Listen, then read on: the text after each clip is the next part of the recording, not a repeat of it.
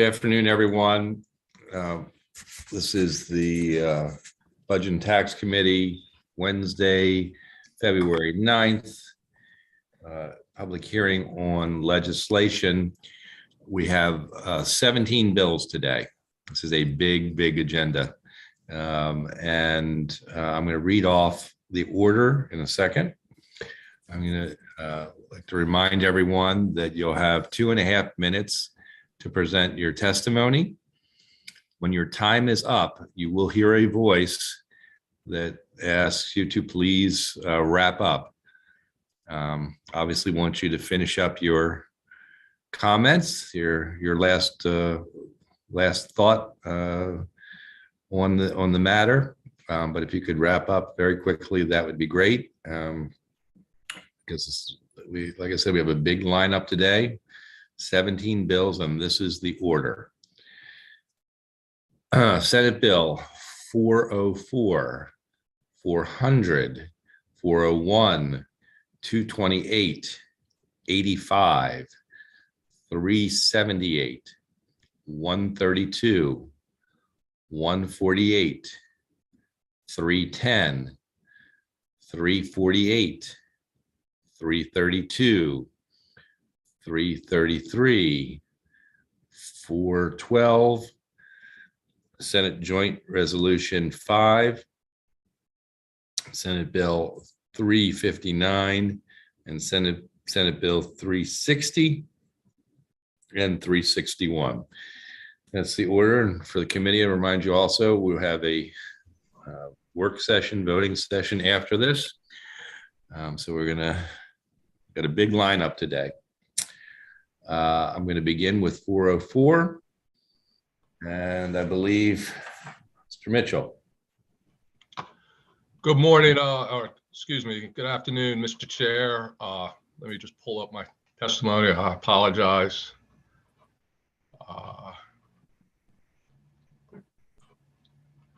I am here on behalf, let's see. Good morning, Mr. Chair. Good afternoon, Mr. Chair, members of the committee. It's good to be here again. For the record, my name is Kiefer Mitchell, Chief Legislative Officer for the Governor, here to present Senate Bill 404 regarding the Earned Income Tax Credit. I will be very brief. The proposal you have before you is building upon the great work in a spirit of bipartisanship and cooperation that we accomplished last year during the passage of the Relief Act of 2021. That gave needed relief to thousands of Marylanders across our state. And as a result, we were able to come together with the leadership of this committee and the Senate to pass the Relief Act unanimously in the Senate, which included the expansion of the Earned Income Tax Credit. This proposal before you is further expansion of the Earned Income Tax Credit to make it permanent, building on what we did last year with the Relief Act. And joining me today is Caitlin Sweeten, Deputy Legislative Officer and Deputy Secretary of Budget and Management, Mark Nicole. So at this time, if the committee will allow, I'd just like to turn it over to Caitlin Sweeten to go through the bill. Thank you. Thank you, Kiefer. Thank you, Kiefer. Good afternoon, Chair Gazzoni, Vice Chair Rosepep, and members of the Senate Budget and Taxation Committee. My name is Caitlin Sweeten, and I'm here on behalf of the Governor's Legislative Office in support of Senate Bill 404, the Working Marylanders Tax Relief Act of 2022.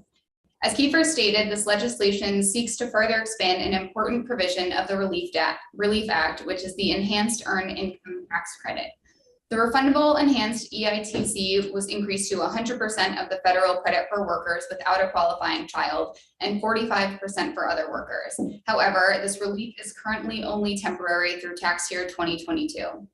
Senate Bill 404 would make permanent the enhanced credit and provide working Marylanders with $650 million in cumulative tax relief during a time when they need it most. The primary recipients of the EITC are hardworking, low to moderate income families and individuals struggling to make ends meet. The EITC has continuously been proven as one of the largest and most successful anti-poverty programs that lifts millions of struggling families and individuals out of poverty every year. Not only does the credit reward hardworking individuals for joining the labor workforce by increasing the credit with each additional dollar earned, but it also incentivizes lower wage workers to increase work hours and encourages large numbers of single parents to join the workforce. The enhanced EITC extension not only aims to get these hardworking Marylanders through to the other side of the pandemic, but more importantly, it leads to more benefits at virtually every stage of life, helping to end generational poverty.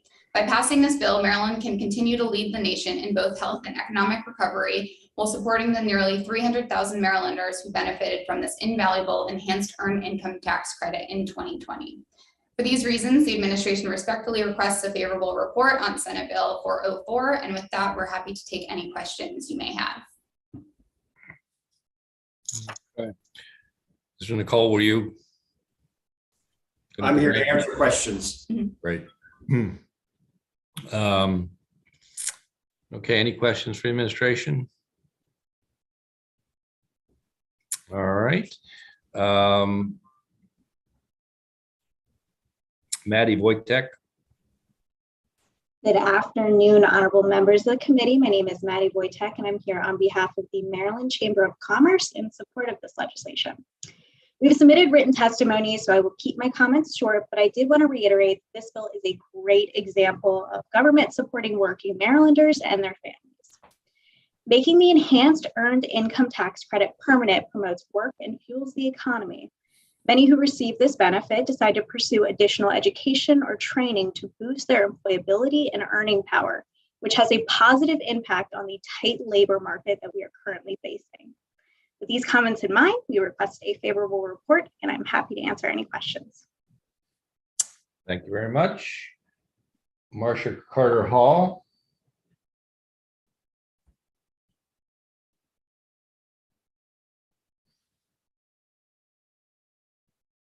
Ms. Carter Hall. I haven't seen her. Okay.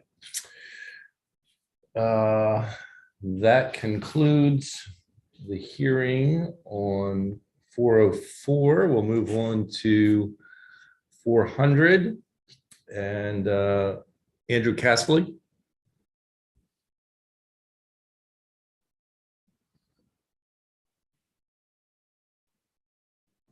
I haven't seen him, Senator. He's here. He is? Yeah, he's part of the governor's team. Oh, okay. Oh, I see him. Okay. Legislative office. Yep. You can start, Mr. Castley. Good to see you.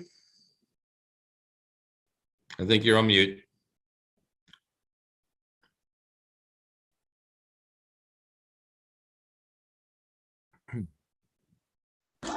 Sorry, I believe I'm off now, correct? You're good. Thank you, sir.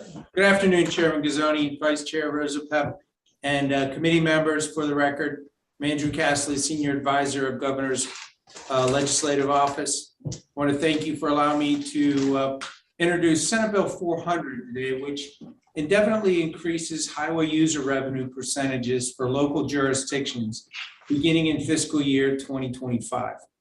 Under current law, the highway user allocations to local jurisdictions are set to decrease by 3.9% beginning in 2025. Senate Bill 400 will allow these HUR funding to remain at the current level of 13.5%, providing funding to local jurisdictions to complete critical transportation projects. It's very important to pass this legislation this year so that local jurisdictions can plan for long-term capital projects in the future. Senate Bill 400 also requires an additional interim report from the local jurisdictions that receive this funding. This continues to ensure transparency and accountability for the use of these funds. For these reasons, I respectfully request the passage of a favorable report, of Senate Bill 400. And with that, I would like to request turning over the screen to Secretary Jim Ports from Maryland Department of Transportation. Okay, great. Well, good afternoon, Chair Gazzoni and members of the committee. I'll keep it very short and sweet. For the record, I'm Jim Port, Secretary of Maryland Department of Transportation. I'm here today in support of Senate Bill 400. I want to thank Andrew and the administration for introducing Senate Bill 400, which will repeal the sunset on the current HUR funding levels. As mentioned, current law reduces the amount of HUR capital grants that our local jurisdictions will receive beginning in FY25 from 13.5% to 9.6%. These funds serve as a critical tool for a local jurisdiction to provide road and bridge maintenance. It's also important to note that this increase in local transportation aid does not require the elimination of any projects in MDOT's Consolidated Transportation Program, better known as the CTP, nor have they any negative impacts to the scope, design, or scheduling of any of the existing contracts. As some revenues like the titling and corporate income tax are recovering faster than forecasted, this will allow the administration and MDOT to prioritize and stabilize the HUR funding without impacting the CTP. For these reasons, I respectfully request the committee grant Senate Bill 400 a favorable vote. And also with us today is MDOT's Chief Financial Officer, Jacqueline Hartman, and we'd be happy to answer any questions you may have. Thank you, Mr. Secretary. Good to see you. Good to see you. Any questions for the administration? Okay. Kevin Canali. Good afternoon, Mr. Chairman and members of the committee. Kevin Canali here on behalf of the Maryland Association of Counties in support of Senate Bill 400 with amendments. First of all, I do want to thank the governor and the administration for making this a priority every single year. We know that the governor is committed to making things right since we had our highway user revenues cut back in the Great Recession. We do urge amendments, though, to not only avoid the sunset that you've heard about of current funding levels, but we want the proper restoration of the state and local balance that served Maryland for decades prior to those recession-driven cutbacks. And I will say that restoration of local infrastructure funding sits atop MACO's legislative initiatives for the 2022 session. It's also local government's top priorities, so MML and MACO. As I mentioned, back in the Great Recession, a 90% cut to our funding for local roads hit us hard. We've made some progress in the last few years, and that's a great step forward. But even when the highway user revenues get cut, we still have to fill the potholes, we still have to pave the roads. And most people think when they pay the gas tax that money is going to maintain local roads. But the reality is now that we're maintaining our local roads from the general fund. It's not the way it was supposed to be. It's not the way we want it to be, but it is the reality.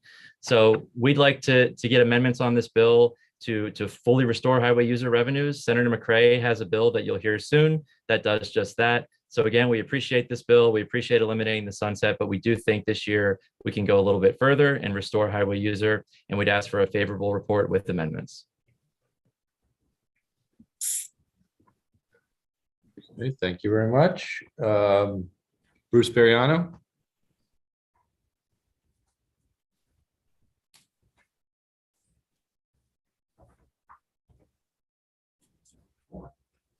Mr. Bariano.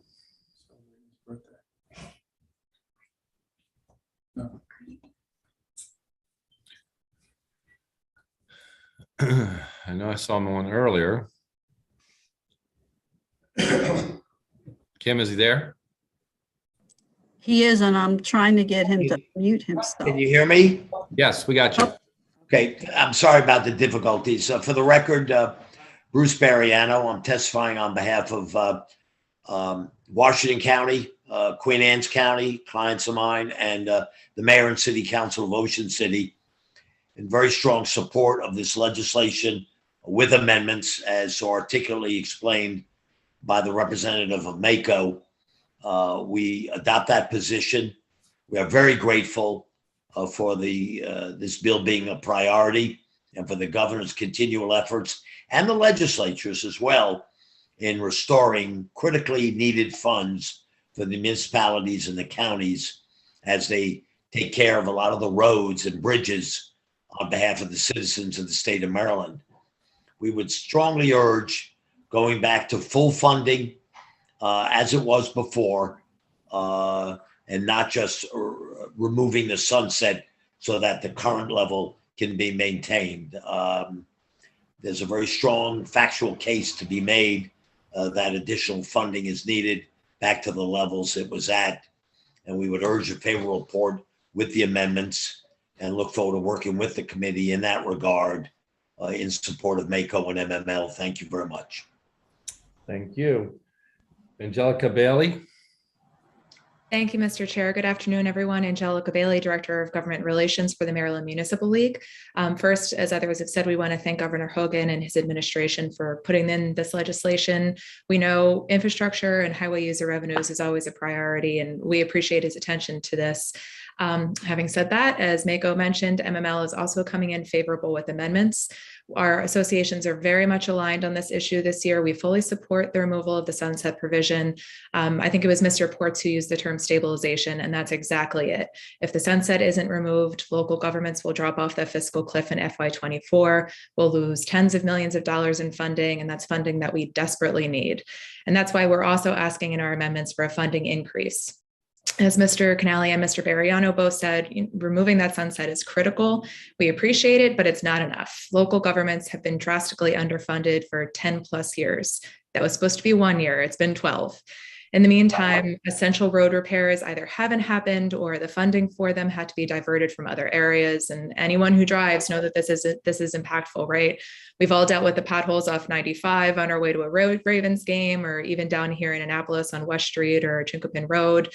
The state has a budget surplus. We're getting infrastructure money from the federal government. We know our communities care about the quality and conditions of the roads. This is the right thing to do, and now is the time to do it. So again, we thank Governor Hogan, and with these amendments, MML would be very much in favor. Okay. Any questions for the witnesses? Okay. That concludes the hearing on Senate Bill 400. And we're going to move on to 401. Mr. Castley. Thank you, Chairman Guzzoni. And again, we will try to continue being efficient. For the record, my name is Andrew Castley, Senior Advisor for Governor Hogan's Legislative Office. Come before you today to present Senate Bill 401, Broadening Options and Opportunities Today, or BOOST Scholarship Program. Joining me today on my panel is Mr. Mark Nicole from the Department of Budget Management. Senate Bill 401 will ensure funding in the budget for vital scholarships for low-income, non-public school students who are eligible for the free and reduced meals program. The Boost Scholarship Program has been a successful program since 2016. It's provided nearly 14,000 scholarships exclusively to low-income children statewide. Most of these students are from minority communities. The program has empowered the parents of these students with educational opportunities beyond the public school setting. As we learn more about the need to differentiate instruction, educational instruction to the individual needs of each student, the importance of these programs has become clear. This bill simply codifies the program and provides assurance for scholarships to low-income students for years to come. At this point, I will turn it over to Mr. Nicole. I'm just here for questions again. I would, Mr. Chair, I would respectfully ask that I know we have several people signed up to testify. If we could lead off with Professor Ashley Rogers-Burnin who's Associate Professor of Johns Hopkins University School of Education, I would be grateful. Very good. We'll begin with Ms. Rogers-Burner. And then there's both people who are support and oppose. I'm going to, after this, mix it up a bit in between, but we can certainly start with her. Well, thank you, committee, for welcoming me to these hearings. I'm Ashley Berner. I'm the director of the Johns Hopkins Institute for Education Policy and an associate professor. The views expressed here are my own and do not necessarily represent the policies or position of Johns Hopkins University or the Institute for Education Policy. I'm speaking in support of making mandatory an annual appropriation from the state budget for the Boost Scholarship Program. There are many benefits of permanent appropriation, but I want to focus on just one of them. permanent appropriation would place Maryland closer to the democratic norm around the world. In our country, for more than 100 years, public education has been defined exclusively as the neighborhood district school. And funding for non-district schools has been viewed with suspicion, and education policy has become a sort of zero-sum game. But most democratic systems are plural. Educational pluralism just means a different way to structure and think about public education such that the state funds and regulates many kinds of schools, but doesn't necessarily operate them. For example, the Netherlands funds 36 different kinds of school on equal footing: Montessori, Catholic, Islamic, Socialist, Secular District. Alberta, Canada funds Inuit schools, as well as district Jewish, Catholic, and Islamic ones. Indonesia, Finland, the UK, Australia, Israel are also on the list of plural educational systems. These governments also ensure the public's interest in a sound education by holding the schools accountable for academic results, including exit exams and other measures. And research suggests that pluralism, when it's well designed, can narrow the achievement gaps between well-resourced and low-income families, and it can support long-term civic and academic outcomes. And critically, pluralistic systems don't pit entire sectors of schools against one another. The view is not that one set of schools is better. The view is simply that all schools matter and all schools can improve. In fact, our country used to be pluralistic. It was only after the Civil War, when the 19th century nativism disrupted the funding streams for locally construed schools, that we narrowed our understanding of public education. We have forgotten this, but the Boost Scholarship actually reflects our country's past and most democracies' present. In sum, permanent appropriation honors our commitment to equity and reflects the democratic norm. Thank you very much. Thank you. John King. Thanks so much, Chairman Gazzoni and members of the committee. As a former United States Secretary of Education for President Obama, and as a lifelong educator, I implore you to oppose this misguided program. I know firsthand the power of public education to be a force for good in people's lives, not just because I'm a lifelong teacher, but because public schools literally saved my life. Both of my parents passed away by the time I was 12, my mom when I was 8, and my dad when I was 12. Before my father passed away, he was struggling with undiagnosed Alzheimer's. So home was incredibly difficult and scary. It was public schools that created a safe and stable environment for me. I remember the experiences in elementary school, like performing in a production of Midsummer Night's Dream, Shakespeare in elementary school, like it was yesterday. If not for those experiences, I don't know that I could have survived those years. In high school, I struggled like many kids who've experienced trauma. I was actually kicked out of high school. And again, it was public school educators, teachers, a school counselor who intervened in my life, gave me a second chance. And it was because of them that I went on to be a high school teacher, a middle school principal, and Secretary of Education. Public money should always be for public schools.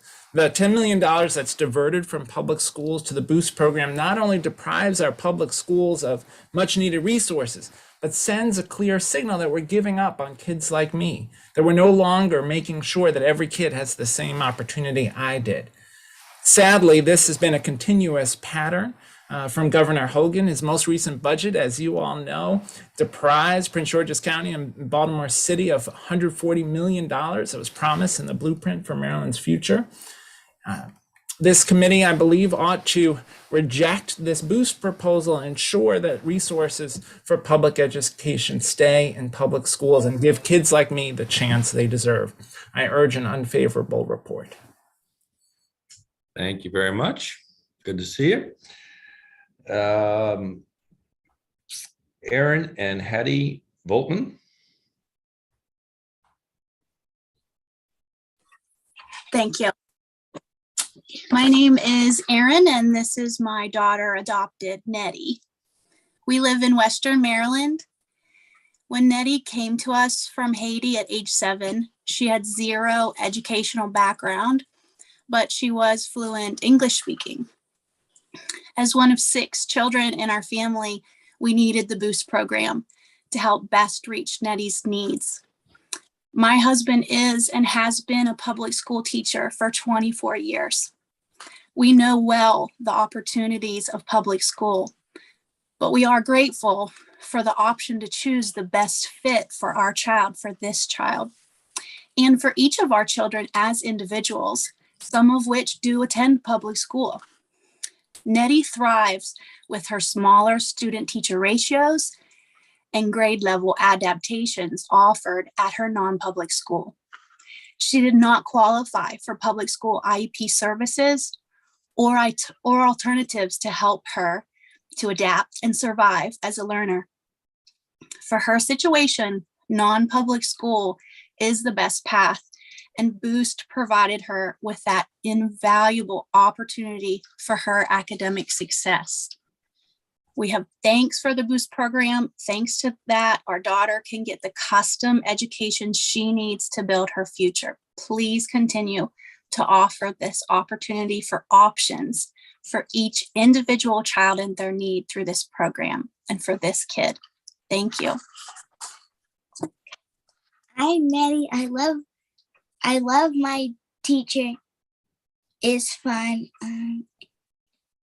Each day I learn. Each day I try to get A's and B's on my report card. Please support school choices so I can stay at my school. Very good. Yeah, thank you. Thank you both for testifying. Great testimony. Good job.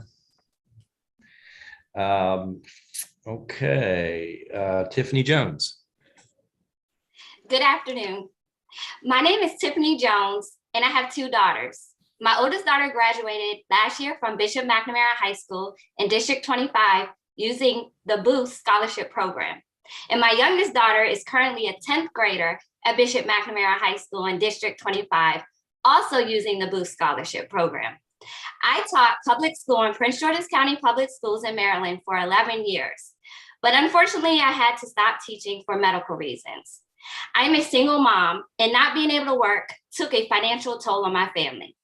Private school students make up 1 in 9 Maryland students and are an important complement to our public school system. Maryland has a history of great public schools and great non-public schools.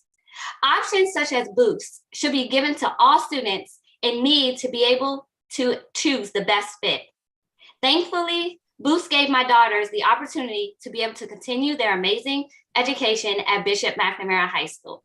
They are both excelling. I am hoping that Boost will continue to be able to be available for my youngest daughter and other students that are in need. Boost is important to families like mine. We count on it. Boost has given us the opportunity to have a choice in education. Private school has been best suited for my daughters, both academically and socially. Lastly, I would like to thank Senator Melanie Griffith for her support for this program on behalf of our district. Thank you. Thank you. John Willems. Mr. Chairman, members of the committee, John Willems representing the Maryland Association of Boards of Education. Happy to be here today to offer testimony in opposition to Senate Bill 401. MABE has consistently opposed the establishment of the private school voucher program in Maryland. And while it has been established in the budget and sustained in that capacity from year to year, we strongly oppose it being established as a mandated appropriation going forward. To respond in part to testimony provided earlier, one of the things that is exciting about comparing Maryland to other nations, and we certainly undertook this work in the blueprint through the gap analysis in establishing a world-class public education system in Maryland, is that other nations do have innovative and very different ways of doing things and often better ways of doing things. But I would say what they don't have is the Bill of Rights, and they don't have the First Amendment. And so the United States is distinct in many ways that I think we should be very proud of. And if one of those distinctions is the First Amendment, and that needs to be front and center on people's minds in terms of the public participation in the funding of private and parochial schools. So we urge an unfavorable report on Senate Bill 401. Thank you. Thank you. Ryan Jones. Hello, my name is Ryan Jones, and I am a proud class of 2021 graduate of Bishop McNamara High School in District 25 using the Boost Scholarship. I now attend Morgan State University. Because of my Boost Scholarship, I was given the amazing opportunity to attend and graduate from a private high school. My private high school opened doors of endless opportunities for me. Without Boost, my mom wouldn't have been able to afford and send me and my little sister to private school. I grew up in a single parent household, and I have one younger sister. Our father was killed due to a senseless act of gun violence. I could have been another statistic and another kid that went down the wrong path, but I didn't. My freshman year of high school at Bishop McNamara, I was off to an extremely rough start. I was desperately trying to find myself, still dealing with the emotional part of not having a father in my household due to gun violence, and watching my mom struggle to provide for my sister and I. Thankfully, my high school never gave up on me. I strongly believe that the guidance, support, loving environment, education of hearts and minds, rigorous academics, and strict rules that I now know actually helped is what made me the successful young adult that I am today. Each year, I grew in a positive way. By the end of my senior year, I was a totally different person. I found myself and I knew what I wanted in life, was excelling academically and in my community, involved in community service, was my high school student body president, involved in multiple clubs, was successful in all aspects, received academic scholarships to multiple colleges, was the one student chosen for an award at graduation for my success in my school community, and felt prepared to conquer the world. I am currently a freshman at Morgan State University as a nursing major. I plan on going to medical school to become an anesthesiologist. My success that I have now wouldn't be possible without my alma mater, Bishop McNamara High School, and the funding that I received from my Boost Scholarship to be able to attend McNamara. I hope that other low-income students are given the opportunity to attend a private school just like I did with the financial support from Boost. Thank you. Thank you very much. Cheryl Boost. Good afternoon. Thank you, Chair Gazone and members of the committee for the opportunity to speak before you. My name is Cheryl Boost, even though it's had the name of this bill for different iterations, but I am a 4th and 5th grade teacher from Mars Estates Elementary School in Baltimore County, serving as the president of the 75,000 Educator Strong Maryland State Education Association. We have one unequivocal request: stop the diversion of public funds to non-public schools via the Boost School Voucher Program. Not only does MSEA call for an unfavorable report on Senate Bill 401, but we continue our request for the complete elimination of the program. The funding level of this voucher program has always been subject to much debate. Under Senate Bill 401, Boost would see a funding increase of 113% in 6 fiscal years, while the governor's FY23 budget proposal did not fully fund the mandated appropriations for the Blueprint for Maryland's Future, cutting $99 million from Baltimore City's public schools and $26 million cut from Prince George's County, disproportionately hurting our Black and Brown students, and continues to divert public taxpayer dollars to private schools. Our students in public schools need an all hands on deck approach right now, and this bill is just a distraction from the issues that are affecting students in every zip code across the state. We thank the committee members for their hard work in supporting public education and educators thus far, but we can't take our eyes off the ball. The funds in this bill should be redirected towards areas needed to implement the Blueprint for Maryland's Future. There are a myriad of things our schools, students, and communities need right now to help us recover from the COVID-19 pandemic. Every school system across the state is facing staggering staffing shortages. The $52 million outlined in the bill across 4 fiscal years diverted to private schools could go a long way in hiring the desperately needed substitute teachers, help hire bus drivers to ensure that students get to school safely and parents can go to work on time. Or it could be used to ensure that there's a school nurse in every building who is coordinating contact tracing, rapid testing, and all the other demands of our nurses. Or it could go directly towards the many community schools and the services and the wraparound services they provide for families and students. It's extremely troubling that even this bill does not include the current minimum non-discrimination standards to participate in the program that has existed in the previous budget language. The legislature should remain focused on the implementation of the blueprint and responding to the urgent needs of our public schools. Students and families in all of our communities rely on public schools and are counting on us to get this right and to help them recover from the pandemic. Our kids can't wait. On behalf of our students, educators, and families enrolled in public education, we strongly urge an unfavorable report on Senate Bill 401. Thank you for your time.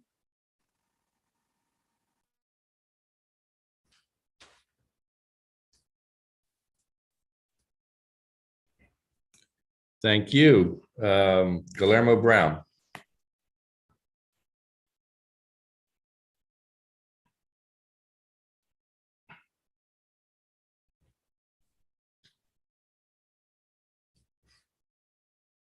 He's here. He has his mic on.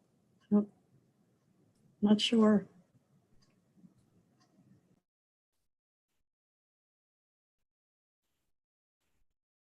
Okay, let's go to Tamika Page.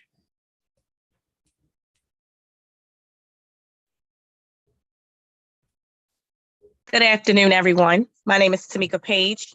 I have two children that are fortunate to be recipients of the Boost Scholarship Program. My middle child began his private school career using the Boost Scholarship in the 5th grade at Columbia Academy, which is in Chairman Gazzoni's district. Through the many projects for each course subject, Columbia Academy has prepared my son to research and present his work confidently in front of an audience. Coupled with combinations of a rigorous curriculum, character education, small class sizes, and extracurricular opportunities for enrichment creates an academic environment that is both intellectually challenging and supportive of every student. It was just the right fit for him. Just as important is the fact that the culture of the school is a model of an inclusive, family-oriented community.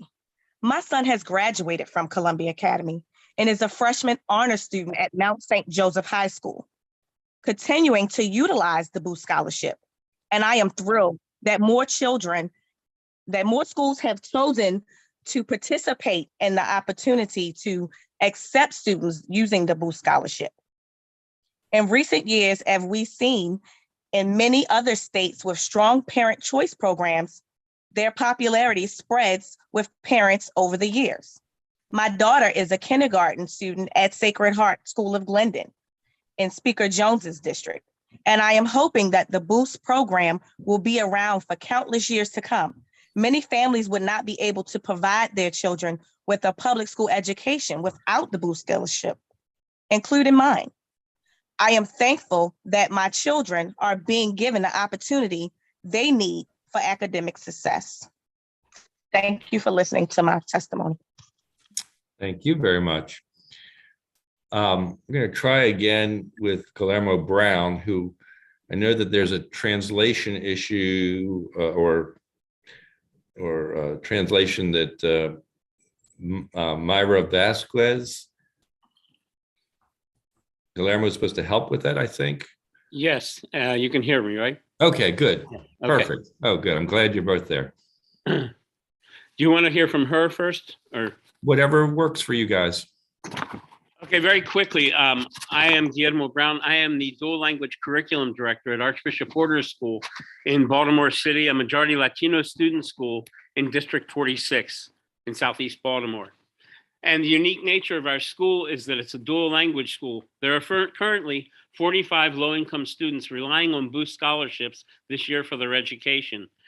And we are majority Hispanic, 1/4 African-American, mixed race, and 8% Caucasian. This unique diversity creates a community that works towards academic excellence, and Boost helps our diverse school be even more diverse. And the importance of this is we serve a community that prepares its students to be dynamic members of society. And you'll hear from Ms. Vasquez in just a minute how our program, our support, and our environment are responding to a fundamental need of a growing Latino community, not only here in Southeast Baltimore, but throughout the state of Maryland. And I just want to keep it quick. I want to thank Chairman Gazzone and Co-Chairman Rosapep. Thank you for this opportunity. And we have a parent here that is also going to address you. Sí, buenas tardes, comunidad. Mi nombre es Mayra Vázquez. Soy una persona inmigrante. Vengo de Honduras. Good afternoon. My name is Mayra Vázquez. I'm an immigrant. I come from Honduras. Mi testimonio es, tengo mi hija. Ella está en 4º grado. Ella es una persona beneficiada de bus. Ella le ha beneficiado bastante. Es una niña con solo A, bilingüe. Ella está aquí en esta escuela. Queremos un mejor futuro para ella. My daughter is here in the 4th grade at Archbishop Borders School. She is bilingual. She is getting excellent grades, and she is moving ahead and progressing here in this school in our dual language program. Estoy orgullosa de ella por estar en la escuela Borders, because ella ha sido una persona muy activa. Ella le gusta aprender. Mucho de la escuela le han enseñado bastante. Me sirve a mí porque yo no sé inglés. Y aquí tienen una escuela bilingüe que ella ha sido beneficiaria de VOS para seguir adelante con su proyecto. Su proceso ha sido muy elevado. He visto a una niña muy superada. My daughter loves it here. She is very active and she's bilingual, and I do not speak English, and this is very important for us as she moves ahead in her development, her education.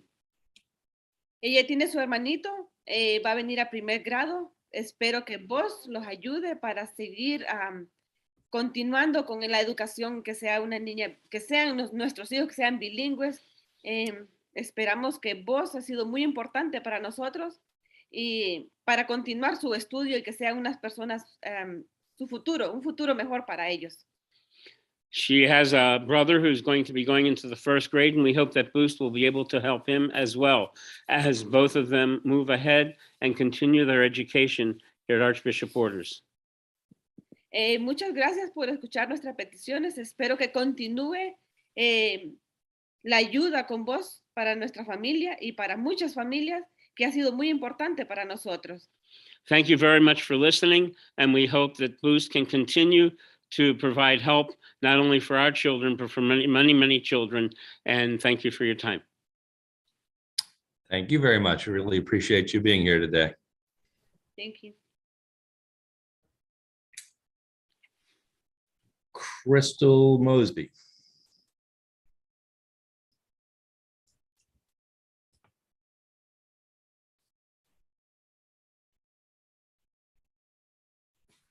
Don't see her. Okay. Triana.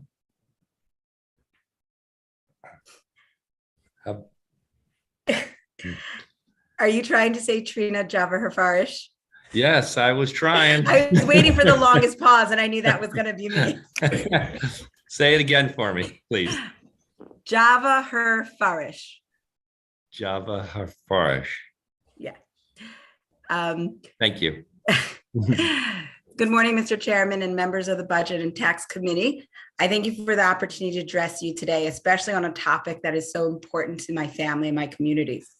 My name is Trina Java-Herfarish, as I said, and as you can tell, it's not a typical American name.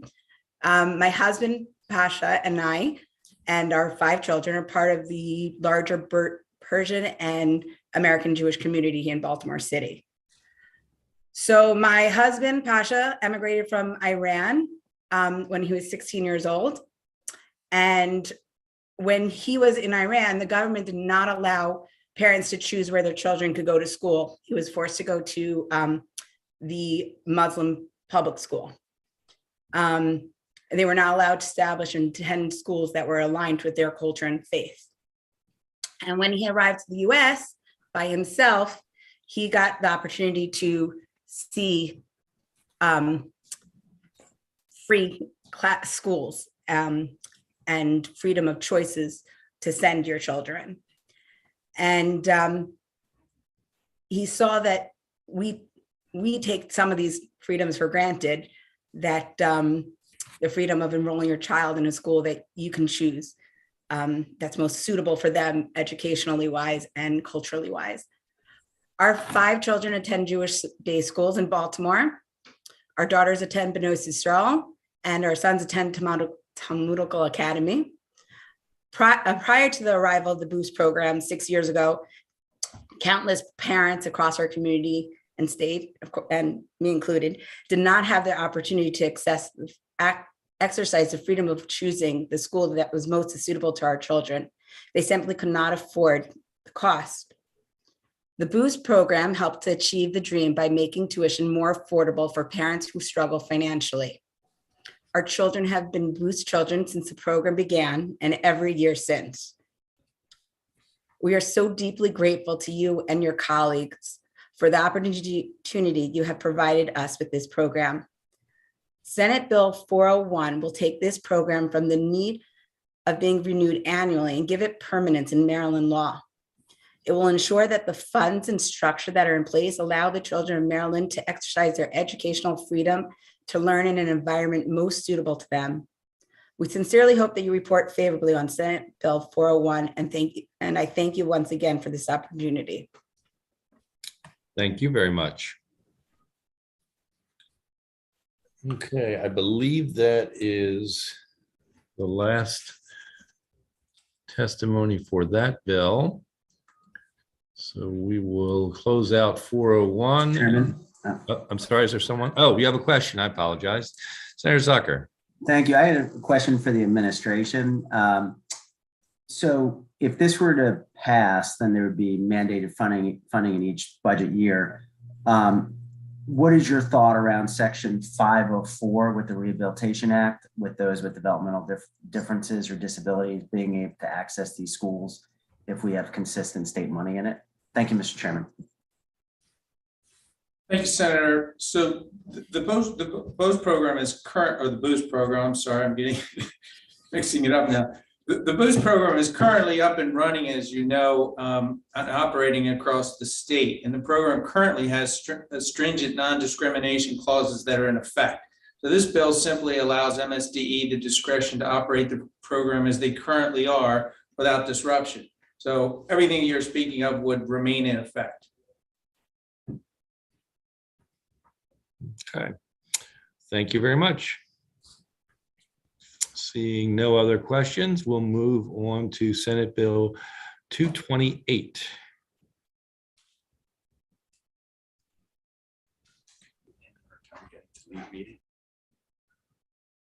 We'll welcome back to the committee, I believe, Senate President. Hello there, Mr. Chairman. Ah, great.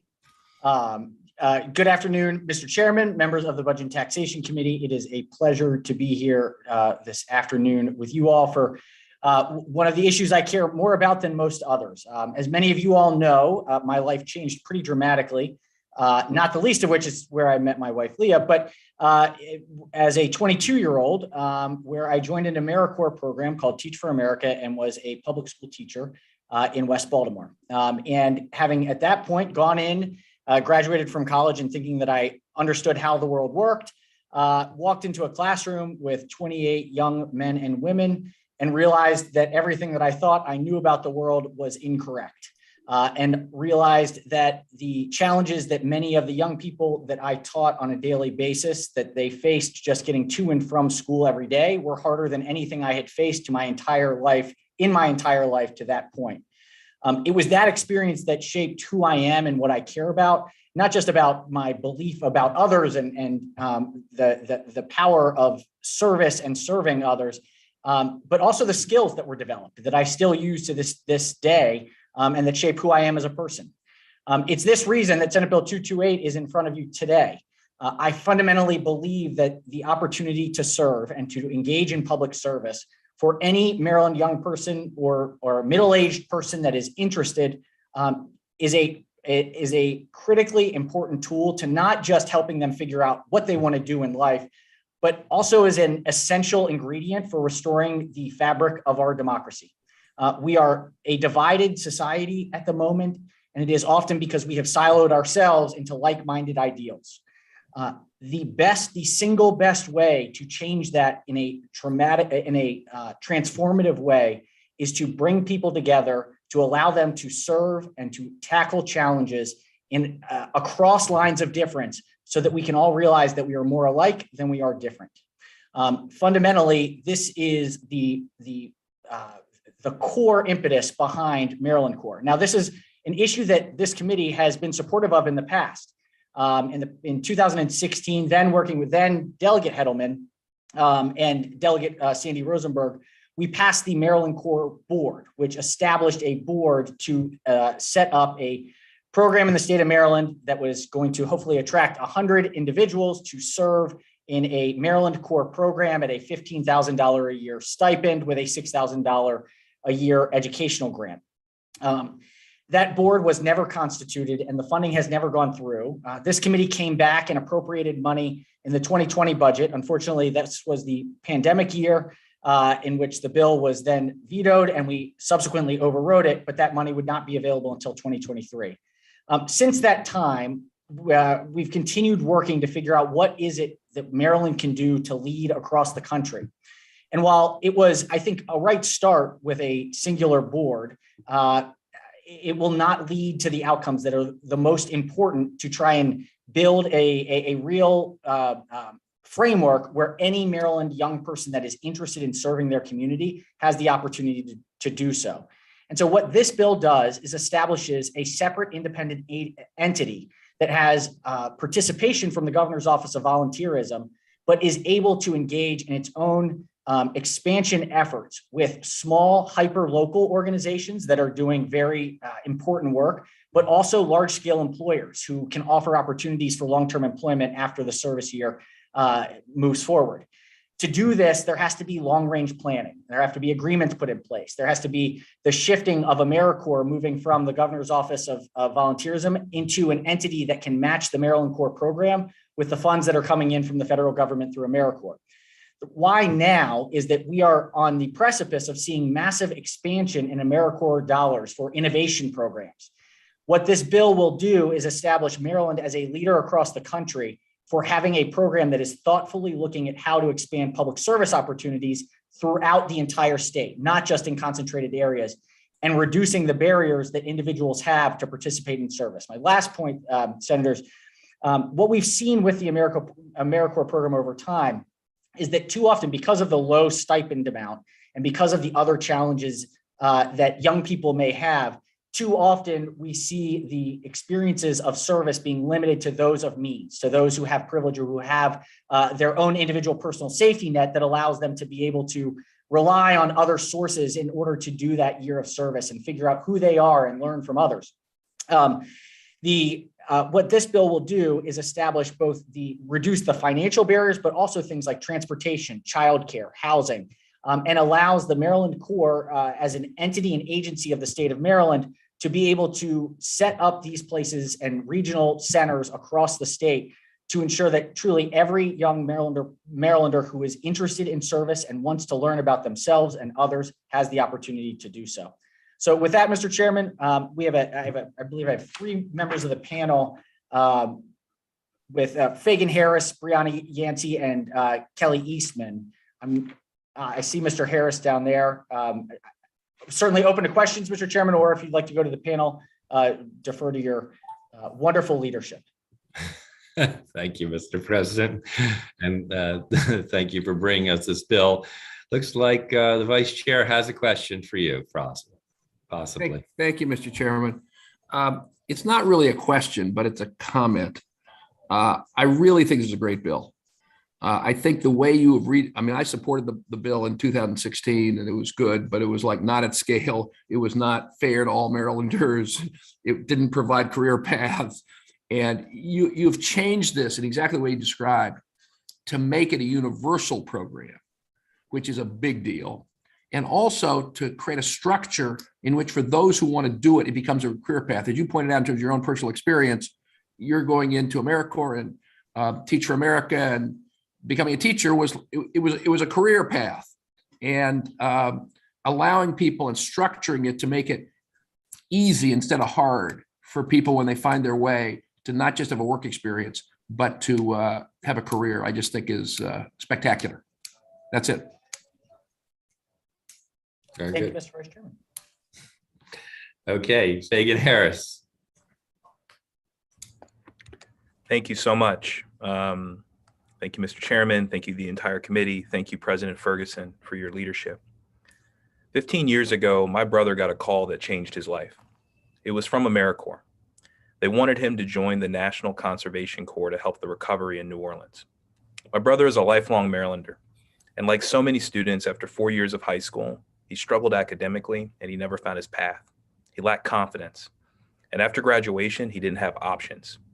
College wasn't an option, and the world of work just led to dead ends. In AmeriCorps, my brother lived in a shelter in the lower 9th Ward in New Orleans.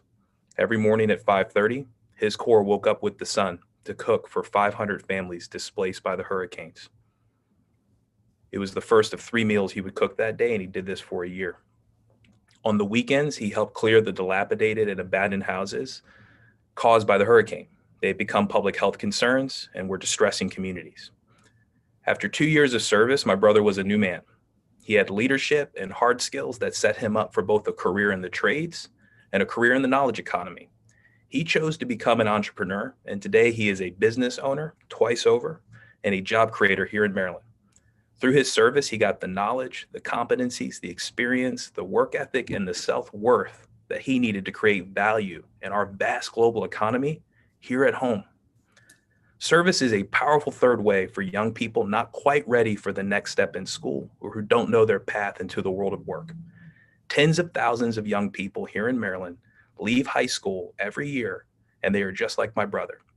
They don't know what to do next. They don't quite have the skills to compete in the world of work. They don't know how to access higher education. Our state cannot afford to unlock their value as we increase the competitiveness of our state. We need to make it attractive for industry by strengthening our communities and our families and our talent base. Service is that key. The Maryland Corps does many things, but I want to focus on 3 things. It creates service as a pathway to a career, not just a gap year. It transforms the lives of Marylanders just like my brother. It rethinks service programs and make them accessible to people for all walks of life. For them, it's a life-changing opportunity, and that accessibility includes a living wage and wraparound services. This has never been more important. We need these workers. Employers of all sizes are rethinking who they hire and who they're willing to invest in. And there are people and populations that historically have been overlooked that service can uplift and bring into our economy. And finally, it'll establish Maryland as a national leader in service. I have the privilege and the honor to serve on the National Board of AmeriCorps. I was appointed by President Biden and confirmed by the United States Senate in 2021. And I've invested 10 years of my life building a service corps here in Maryland. And I can testify that Maryland has a chance to unleash the talent of this great state through service and stand apart from other states in the union. We can really take a quantum leap here for our people by creating this third path through Maryland Corps. Thank you so much. Thank you so much. Thank you for all your service. Tremendous. Thank you. Kelly Eastman. Hello, can you hear me? Yes. Awesome, great. Yes, hello everyone, good afternoon. Thank you, Chair Gazzoni and members of the committee for the opportunity to testify in support of SB 228. My name is Kelly Eastman, and I am testifying on behalf of myself as a graduate of the Baltimore Corps Fellowship Program. If you're not aware, the fellowship program is a year-long placement and professional development program that connects fellows with organizations working towards greater equity in Baltimore City. In 2015, I began working for the Baltimore City Health Department through this program as a community engagement fellow. I now proudly serve as the agency's deputy chief of staff. And I'm here today to support this bill as I know firsthand the importance and benefits of service programs for individuals in the community, the organizations and communities they serve. SB 228 aims to expand the capacity of existing service learning programs in the state. Maryland Corps will also provide competitive pay for the people in the program, including payment of at least $15 an hour, health insurance benefits, and an education award of $6,000. Additionally, the program will provide workforce development training, wraparound services, and additional training and support services for participants after completion. In public health, we understand the importance of service programs at the Baltimore City Health Department. We recruit people through numerous service programs. Fellows we have brought on have made it possible for us to increase our capacity and activity, like developing health education campaigns, providing opioid overdose education, distributing Narcan, to name a few. The cohort of fellows that I was in alone trained and certified over 1,000 individuals on how to administer Narcan within 1 year.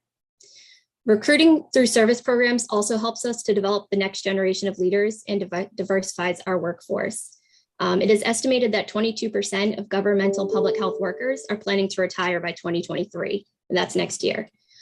So we need to get young people involved in service early. Particularly, we need investments in getting young people involved in government careers in public health service. It's for these reasons that I respectfully request a favorable report on SB 228. Thank you so much. Thank you very much.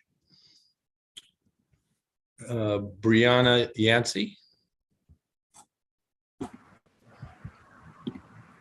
Hi.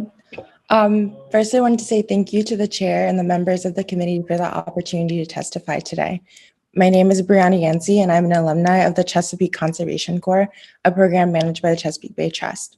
The mentorship and training that I received were incredibly valuable for my personal and professional growth through a wide variety of experiences, including the development of lifelong connections and exposure to long-term career opportunities.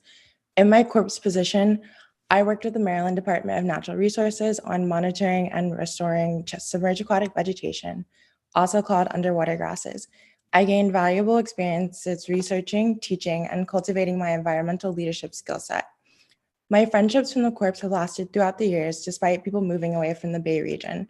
People I met through the Corps program have moved around the country, so I now have an established network of people I feel connected to, which means now more than ever due to the isolation we've all been experiencing throughout the pandemic.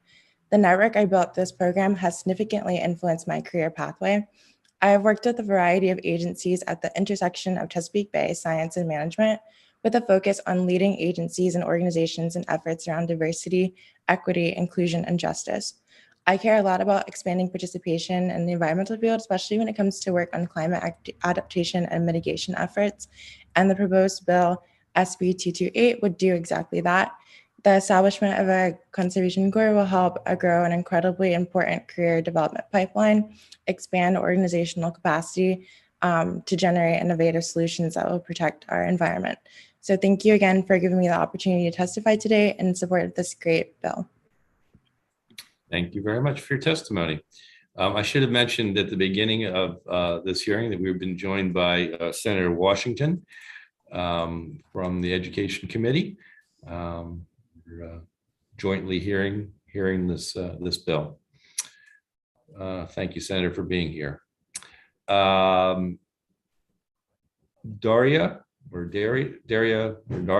Frazier. Yes, Daria. Hi. Hey there. Hello, good afternoon, everyone. First, I would like to thank the chair and the members of the committee for allowing me to testify today. My name is Daria Frazier, and I'm also an alumna of the Chesapeake Conservation Corps, a program that is managed by the Chesapeake Bay Trust. After my year of service ended at just 19 years old, I immediately secured a job focusing on environmental education and wildlife conservation. I'm currently employed where I can build upon my work that I laid the grounds for as a Conservation Corps member. My mentors have set a great example of not only how to be impactful in this field, but also how to be an outstanding leader. Their guidance and network opportunities have benefited me tremendously, both professionally and personally. In just a year's time, I've been plugged into a nationwide network of like-minded young adults. I'm happy to not consider some of these people just as colleagues, but also as friends. So when attempting to tackle challenges like our climate crisis, I know that you need a village of support, and the Conservation Corps has provided just that. This proposed bill will provide necessary resources for young adults to educate themselves on climate adaptation and mitigation efforts, and also how to put them into place. The establishment of a Climate Conservation Corps will help to expand an essential career development pipeline for even more young, dedicated environmental stewards. Again, thank you so much for your time this afternoon and the opportunity to give this project my full support. Thank you very much. David Fakunle. I apologize.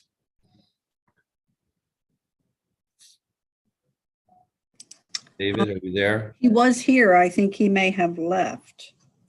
I don't see him. Okay, well, if he comes back, we'll bring him on. Nigel Ray Garcia.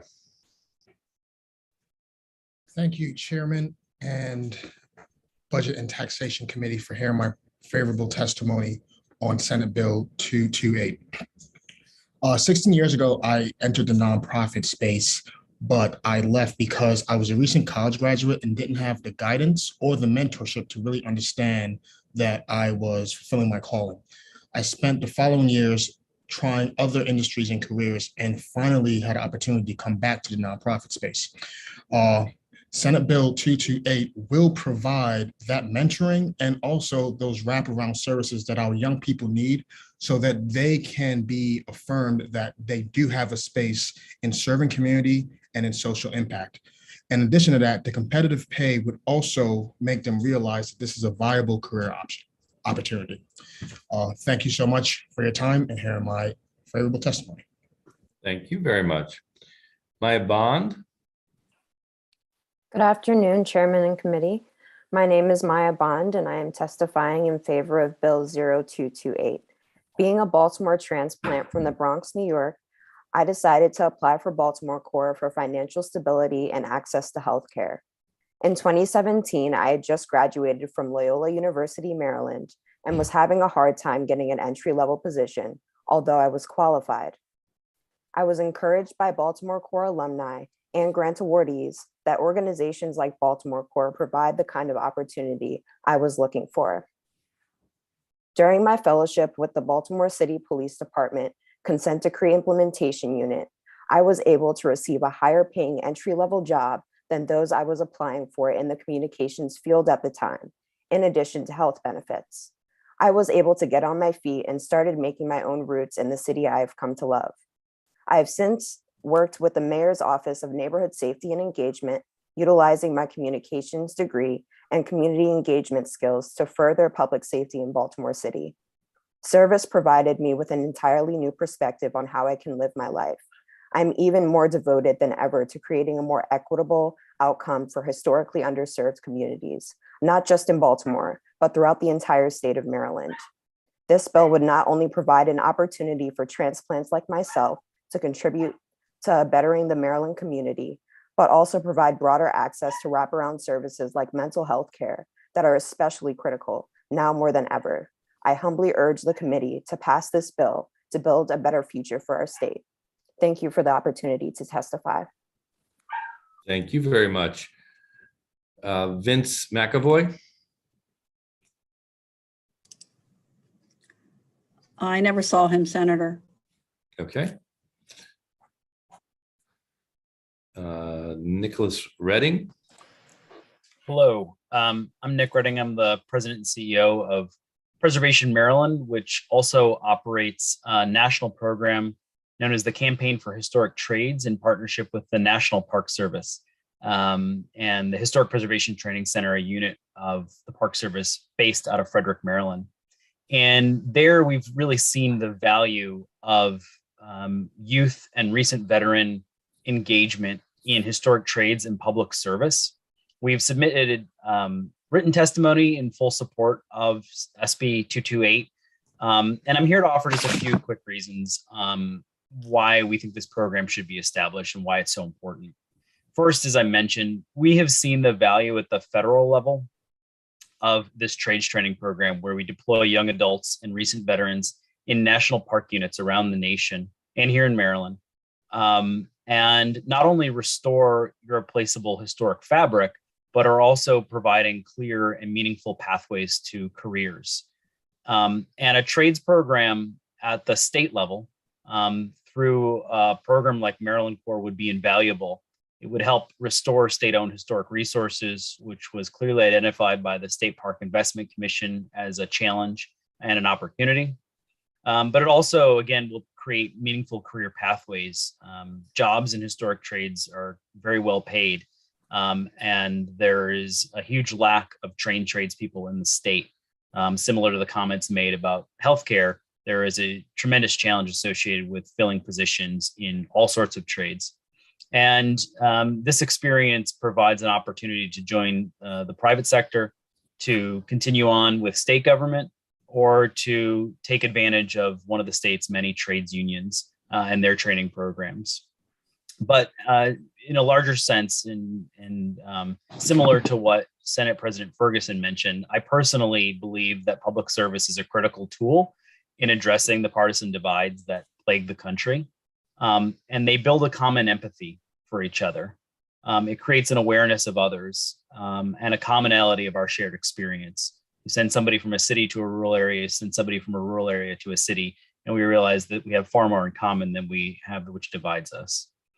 We need this bill to facilitate better funding pathways, to organize the state's approach to this, to address inequities in pay, provide wraparound services, address issues when it comes to housing, and to help invest in both Maryland's future and past. And for those reasons and many more, we are very pleased to support this and urge a favorable report on SB 228. Thank you. Thank you very much. Janet Davis. Hi, Mr. Chairman, members of the committee, and members of EE who are here as well. I'm Jana Davis. I'm the president of the Chesapeake Bay Trust, and I'm honored to be here today. You have my full comments, so I'll just quickly summarize. Senate President Ferguson's bill would expand opportunities for corps of all different types, including the Trust Chesapeake Conservation Corps that you've heard about already from Brianna and Daria. So proud of them and honored to be testifying with them too. The Chesapeake Conservation Corps was the vision of Senate President Miller originally and his team, and it was created by you all in 2010 statute. This program, as you've heard a little bit about, places 35 to 40 young people in stipend-supported terms of service for 1 year at various kinds of host organizations across the state. And so everybody benefits, both the members and the host organizations. The members work on projects in the community like K-12 environmental education, agriculture, energy, infrastructure, so needed right now, watershed restoration, as you've again heard a little bit about from Daria and Brianna. And it's been really successful thus far in 12 years, graduating over 300 alums and increasing the capacity of these host organizations as well. In addition, tens of thousands of Marylanders are served each year by the work that the members and the host organizations do together. And here's the crux of the issue. We have currently about triple the demand, both for the slots for the members as well as the host organizations. And so an expansion through this bill would really be wonderful for the Chesapeake Conservation Corps and welcomed by many. We're honored to administer the program and we'd be honored to expand it. And just a very quick note about the trust, since we don't come before your committee very often, we were also created by the General Assembly in 1985 as a way to complement work of state agencies on the ground. And in addition to administering the Corps, we are a grant maker and we make grants in every district in Maryland, supported by and our Corps right now supported by the Bay Plate, the Chesapeake and Endangered Species Tax Checkoff. And because it's the Budget Committee, after all, I'll mention that we're known for our efficiency and our frugality. On average, 90 cents of every dollar goes to programs. So we would be honored to expand the Chesapeake Conservation Corps through this effort. Very good. Thank you. I spent many years on the board, so. Thank you very much. Do good work. Stephen Lees. Hello. Thank you, Chairman Gazzoni, Senate President Ferguson, and members of the committee. My name is Stephen Lees. I am a member of Sunrise Movement Baltimore. I'm speaking on behalf of our state coalition of hubs, Sunrise Maryland, and the 20+ environmental groups who sent onto our testimony, including large umbrella groups like Maryland Legislative Coalition. Sunrise is a youth-led movement to create millions of good jobs fighting the climate crisis. This bill includes the creation of a civilian climate corps, which we have organized for tirelessly at the federal level. We thank the Senate President for proposing this bill and urge a favorable report with amendments. Our top priority is to ensure that any bill which creates a climate corps type program should create both good jobs with decent pay and benefits, as well as identifying the right projects in green energy and climate justice projects. The idea of a civilian climate corps is inspired by the New Deal programs to employ millions after the Great Depression. The civilian climate corps should create both good jobs and identify the right projects. This bill sets a decent standard for good jobs, providing a $15 minimum wage, health insurance, and wraparound services. And we're really happy about that. However, the bill falls short in identifying the right projects, only suggesting that the program will cover parks staffing shortages. Parks are important, but the climate crisis is not caused by park staffing shortages. Climate corps programs should mitigate climate change. Therefore, we urge that the purpose of the bill should be amended to explicitly include clean energy projects and climate justice projects. Another climate core bill is being proposed by EHE Chair Senator Paul Pinsky, the Climate Solutions Now Act, which has readily accessible language that can be used for this purpose. Conversely, that bill does not have strong pay and wraparound services and could benefit from Maryland core language there, which does guarantee strong pay and wraparound services. We urge Senate leadership to move both climate core bills forward, with both bills being amended to meet criteria for good jobs and the right projects. We also suggest 3 further amendments. The bill should guarantee the right for core members to organize for collective bargaining and to strike. Second, it should include political organizing rights outside of working hours. We must guarantee that the new wave of green collar jobs are good jobs. The way to ensure that they will stay that way is by empowering green collar workers through basic rights of labor, such as collective bargaining and political organizing. Finally, the bill should make climate core programs open to all ages, but prioritize hiring of young people, historically marginalized, and working class groups. We respectfully encourage a favorable report with amendments for this important legislation. Thank you so much. Thank you very much. Kristen Brinley. Thank you, Chairman, members of the committee, and Senate President. Good afternoon. My name is Kristen Brinley, and I'm the Executive Director of the Baltimore College Town Network, a higher education consortium and nonprofit organization that works to attract, engage, and retain students to the region. We bring together area colleges and universities, including 120,000 students, 17 billion in economic activity, into a consortium that benefits each institution and the region as a whole. We articulate the message that Baltimore is a great college town and create programs that strengthen that claim. Over the last 15 years, we've seen an increase in the number of college students who are looking for meaningful civic engagement experiences. Both millennials and Generation Z have created a demand on college campuses for it, and we have seen service offices grow significantly. An opportunity like the Maryland Core program would be both popular, competitive, desirable for the next generation of high school students. Our organization is committed to making sure the region remains an attractive destination for young people. Every 3 years, we conduct an attitudes and perception study of students in our network, and the results from 2021 were startling. It indicates that nearly 85% of our students are struggling with social connection, isolation, and loneliness. The opportunity to connect with community, to serve while also gaining invaluable job skills is a pathway for future students to build long-lasting networks. Our organization also helps students find internships. We have a one-stop shop on our website that shares postings and opportunities to all sorts of different jobs, internships, and fellowships, like those with organizations like Venture for America, Teach for America, AmeriCorps, Baltimore Core, and others.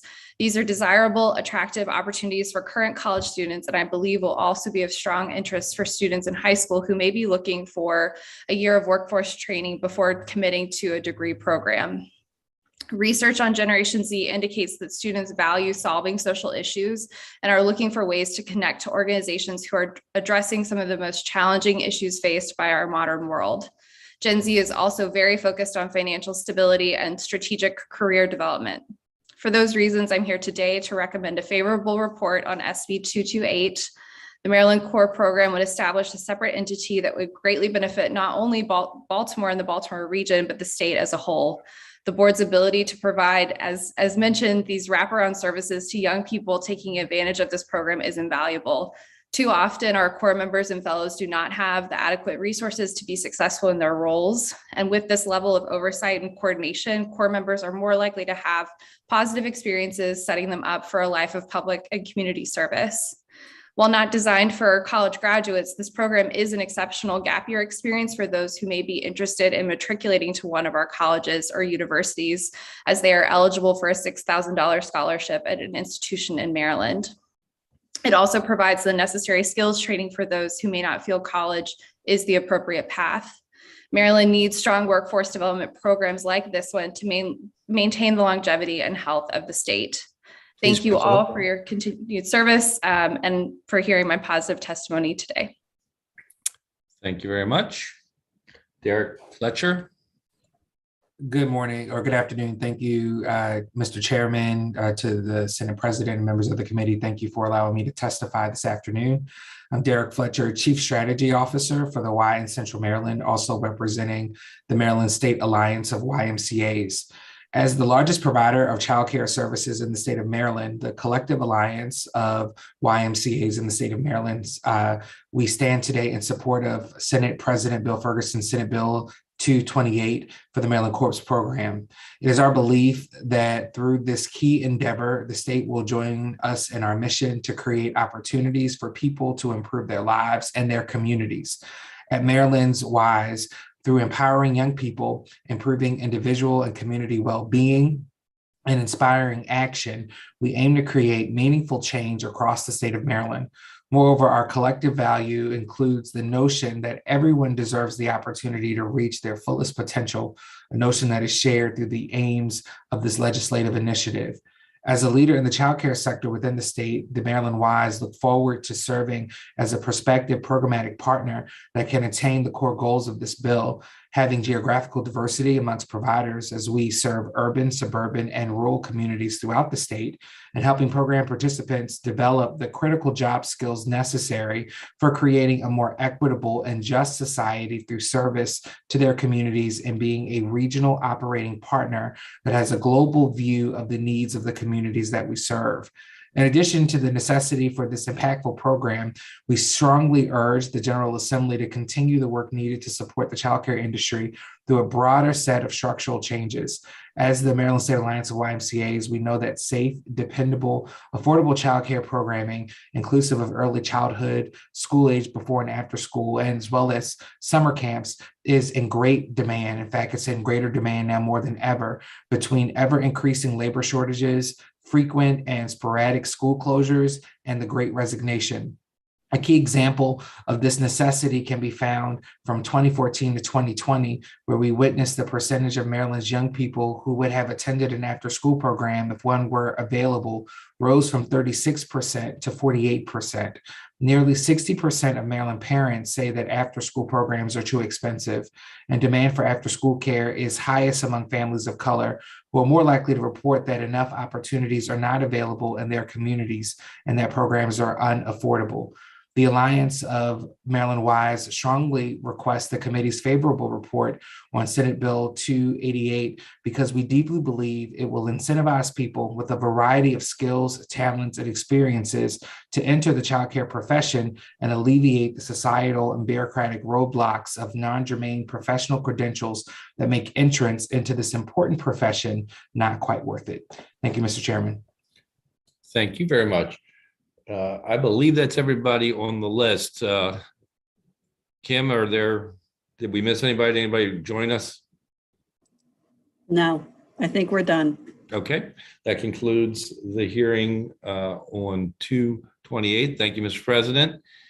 And we're gonna move on to Senate Bill 85. Senator Jackson. Thank you, Mr. Chairman and fellow committee members. For the record, Senator Jackson representing District 27, as well as in my capacity as chair of the Senate Veterans Caucus, here on behalf of Senate Bill 85, property tax credits for disabled veterans. Senate Bill 85, with that's in your packet and should be on your floor system as well, enables the establishment of a property tax credit for disabled veterans equal to their service-connected disability ratings. Presently, veterans with a 100% service-connected disability rating can qualify for an exemption, and this legislation simply extends that out to veterans with lower service-connected disability ratings. For those who don't know, a service-connected disability rating is a percentage assigned by the VA, Veterans Administration, to a veteran's service-connected conditions. The ratings are meant to reflect the severity of the conditions. The higher the rating percentage, the more compensation the veteran receives for the condition. The aim of this legislation is simple: to provide an added benefit for Maryland veterans who suffer from disabilities related to their service.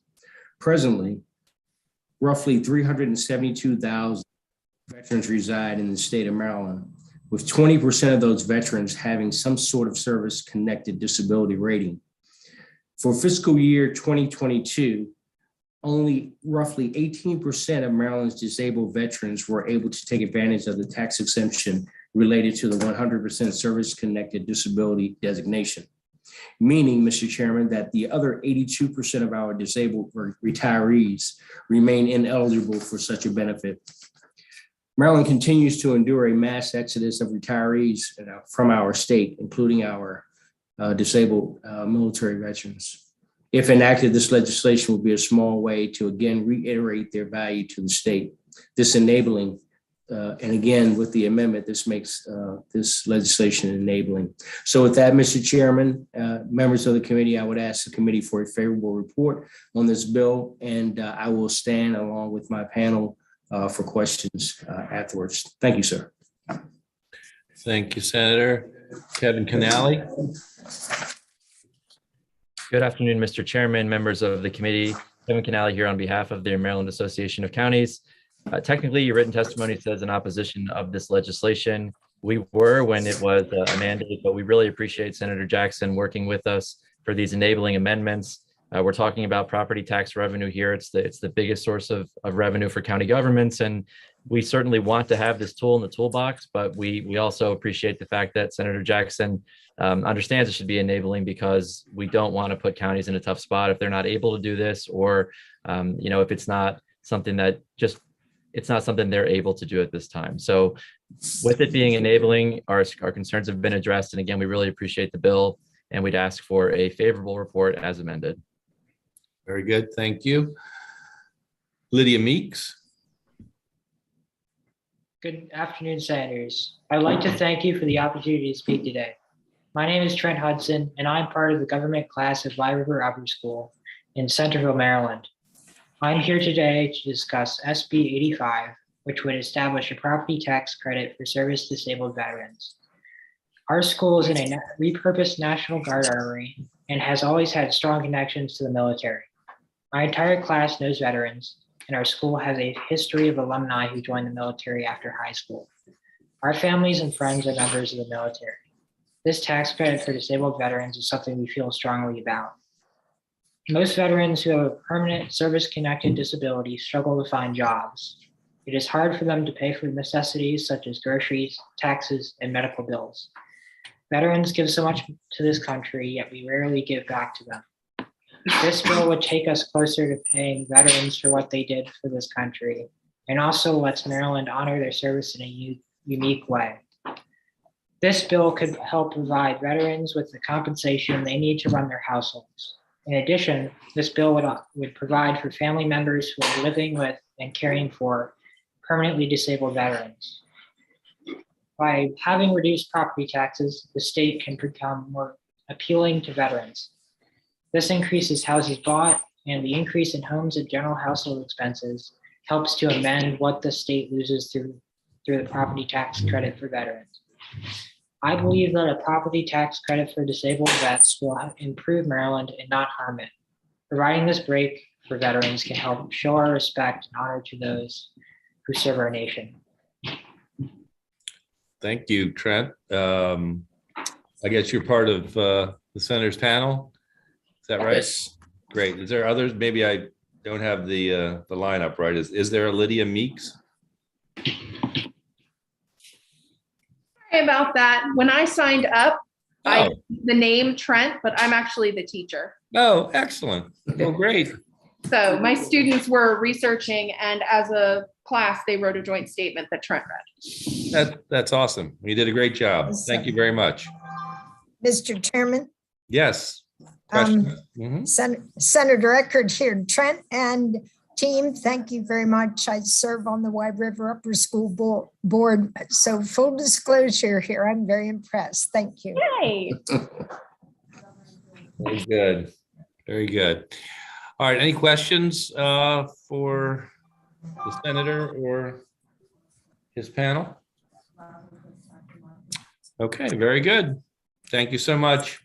Moving on to Senate Bill 378. Again, Senator Jackson. Thank you, Mr. Chairman and fellow members. For the record, Senator Michael Jackson, representing District 27. on behalf of Senate Bill 378, which is Tri-County Council for Southern Maryland, funding for Southern Maryland Agricultural Development Commission.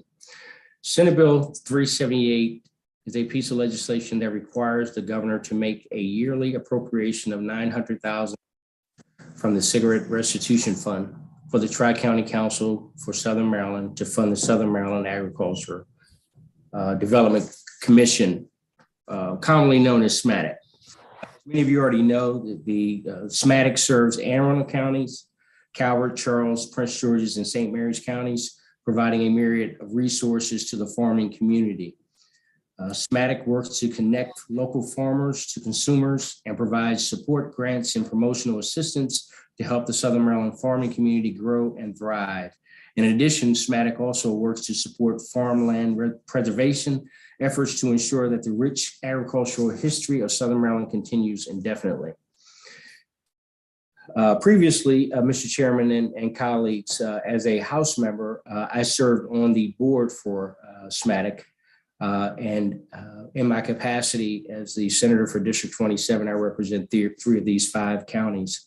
So I can attest to the great work that SMATIC does throughout Southern Maryland.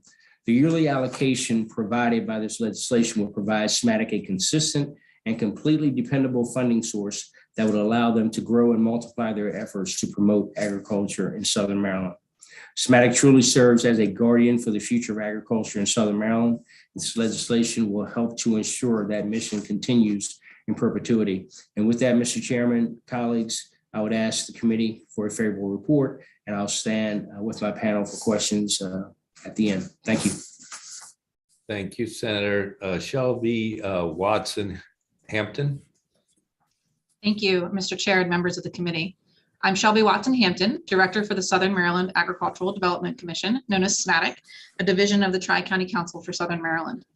Thank you for allowing me to seek your support for farmers and the agricultural community, both in Southern Maryland and across the state. Thank you to Senator Jackson for sponsoring the bill, and to Senator Bailey, who has an amendment in to be added as co-sponsor, as well as to Delegate Proctor and Delegate Jones, who are sponsoring the cross-file. This is truly a bipartisan bill. SB 378 is asking for a permanent annual budget of $900,000 from the Cigarette Restitution Fund, known as the CRF, to be funded to the Tri-County Council of Southern Maryland for their SMATIC department. The CRF comes into the state from the Cigarette Restitution Fund from the Master Settlement Agreement, and is a continual non-lapsing fund designated only for use by the Maryland Health Department and by SMATIC. These funds are not available for any other use, and they involve no tax dollars. SMATIC receives a small portion of this funding, which is due to sunset in 2025. However, there is no sunset for the much larger portion of the Health Department funding. SMATIC was established by statute through the Master Settlement Agreement via CRF funding to help farmers in Southern Maryland transition from tobacco to other farming enterprises. These new enterprises are vital, and with assistance from SMATIC, they help our farms diversify, be profitable, and preserve farmland, provide opportunities for new young farmers, and help meet consumer demand for local ag products. SMATIC has a large impact, serving over 2,000 farms on over 200,000 acres in the 5-county Southern Maryland area, and running several statewide programs as well. SMATIC is currently working with St. Mary's County to build a $4.7 million regional agricultural center that will transform the region's farming economy and create 17 local jobs. SMATIC runs the statewide Maryland Market Money Program, which serves 550 local farmers, 46 farmers markets, and provides over $449,000 worth of fresh food to low-income families. SMATIC is a good investment for the state. In FY22, with only $900,000 in operating funds provided by the state, SMATIC proceeded to bring in an additional $1.3 million into Maryland via non-state grants. These grants are project specific though, and do not provide much in funding for overall department support, which is why permanent department funding is needed. SMATIC's work is vital to our region and has become valued statewide. We humbly request that you vote to pass this bill. By securing these funds, you will ensure that SMATIC continues its vital work for the farming community in Southern Maryland and across the state. Thank you very much for your time and consideration. Thank you. Colby Ferguson. Thank you, Mr. Chair, members of the committee. Colby Ferguson on behalf of Maryland Farm Bureau, and we come in support of Senate Bill 378. I wish we had more of these types of programs in other parts of the state. I think Southern Maryland is very fortunate to, particularly Southern Maryland farmers are very fortunate to have have a program like SMATIC.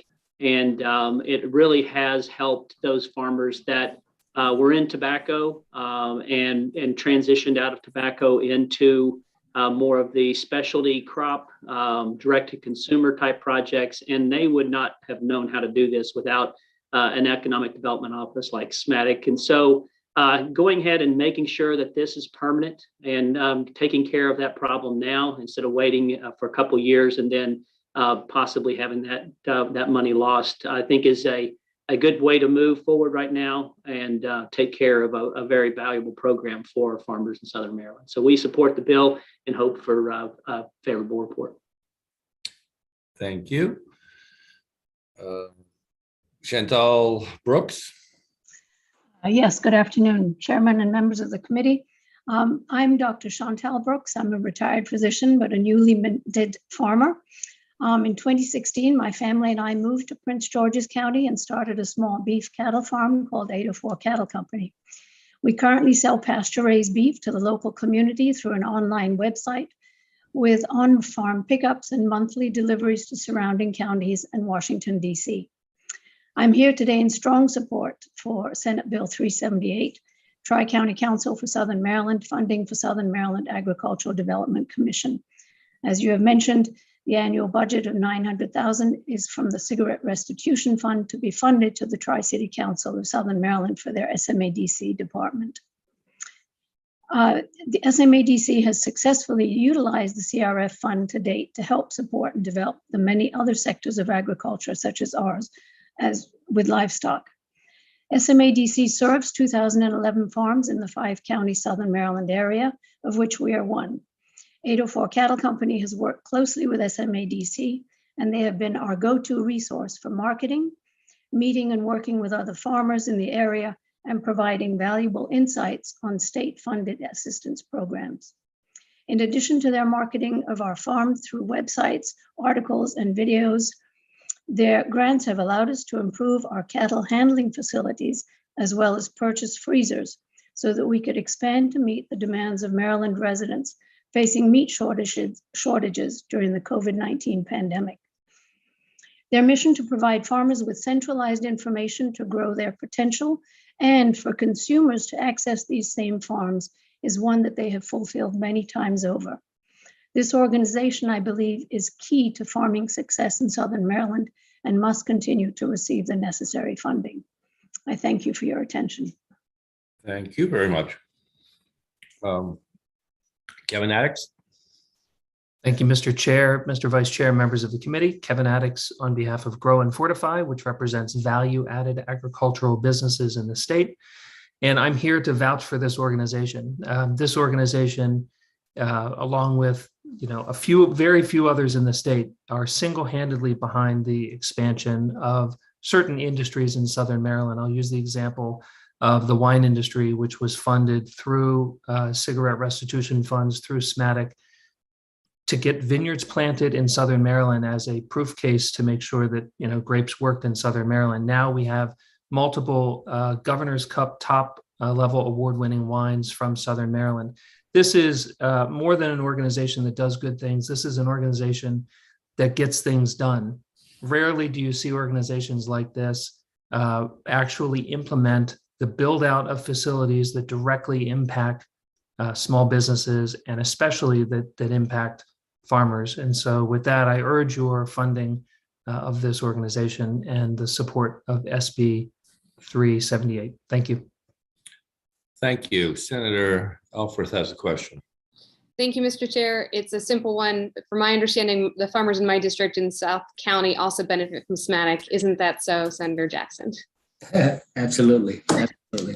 Thank you for bringing this bill forward. Yes, thank you. Gilbert Bowling. Good afternoon, Mr. Chair. Thank you for allowing me to be here. I first want to start off by thanking Senator Jackson and Senator Bailey for sponsoring this bill. I'm currently sitting as the county commissioner down here in Charles County, and on behalf of the Board of Commissioners, we did send a unanimous letter in support of this bill. I think one thing can be said about SMATIC, Tri-County Council, and all of Southern Maryland. There's a lot of things that make us diverse, but there are many things that make us one big happy family.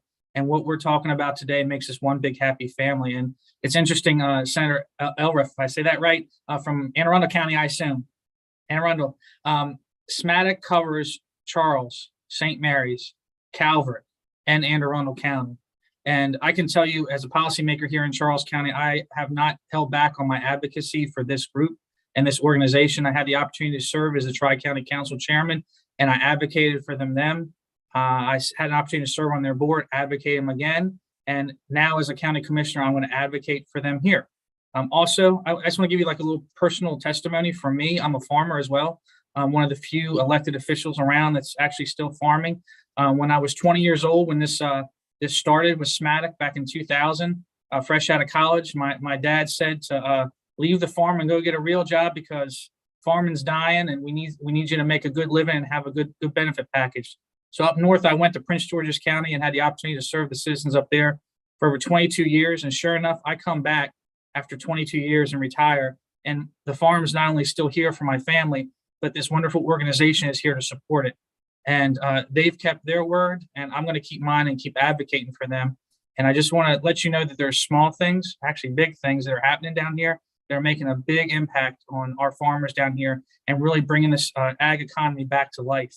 I'll just touch on what impacts my family, which is the butcher shop, the processing facility. And anybody that knows anything about processing any type of livestock or animal, there's a huge backup with supply chain shortages.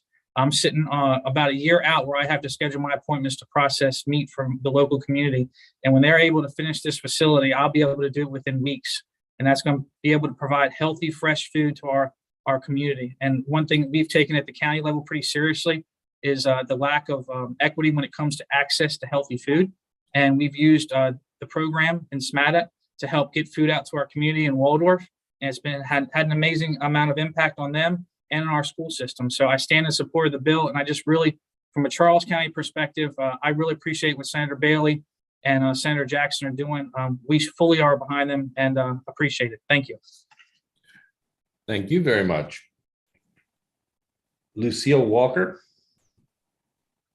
Hello, and thank you to the Chair and Vice Chair of the Senate Budget and Taxation Committee for this opportunity to speak on behalf of Senate Bill 378. I am Lucille Walker. I am the Executive Director of the Southern Maryland Heritage Area. I am also Vice Chair, have the great honor to be Vice Chair of SMATIC, and I'm a Chair of the Maryland Heritage Areas Coalition. Agriculture and aquaculture are a defining part of the heritage of Maryland and of this region.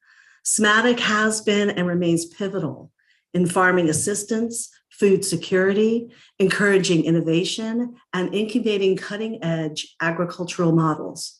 SMATIC and the programs in agriculture, aquaculture, agritourism it supports are essential elements of our Southern Maryland heritage area and Maryland as a whole. And the funding it receives has been shown to have tremendous return on investment. So please consider a favorable report on 378 to secure this vital funding into the future. And thank you. Thank you very much. Any questions for the Senator? First panel? Very good. That concludes the hearing on 378. Let's move on to 132, Senator Bailey. Good afternoon, Mr. Chairman and distinguished members of the committee. For the record, Senator Bailey representing St. Mary's and Calvert County.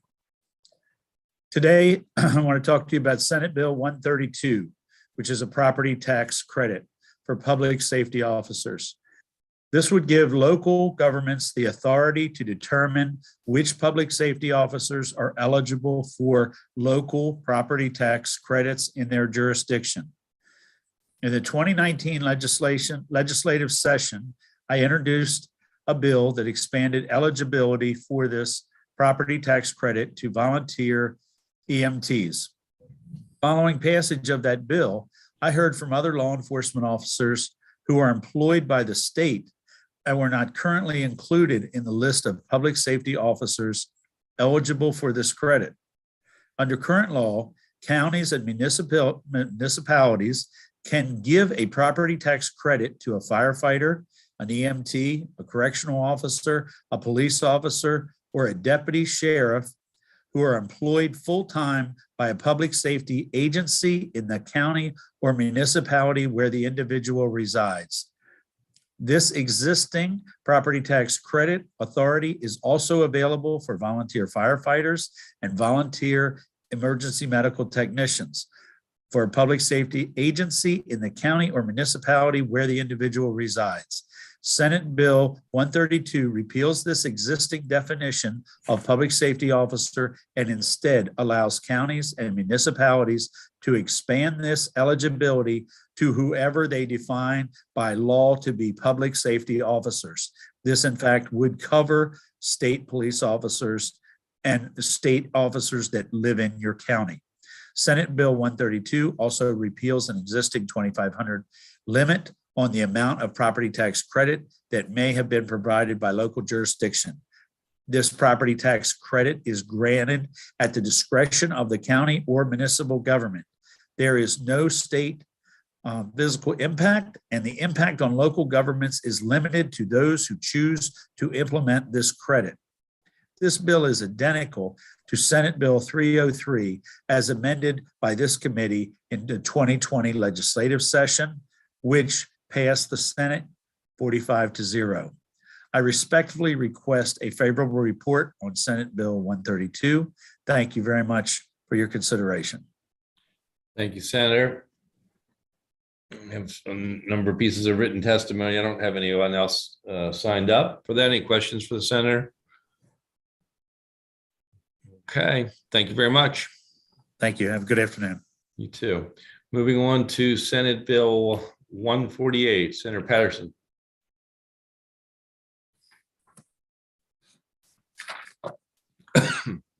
Thank you, Mr. Chair, Mr. Vice Chair, and members of the Budget and Taxation Committee. Good afternoon to all. I got something going wrong here. My battery's low. Oh my God.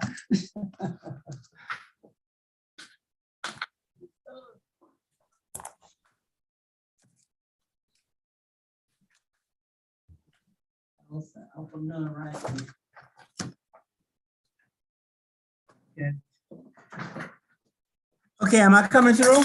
We got you. I apologize. I've been burning up two computers here.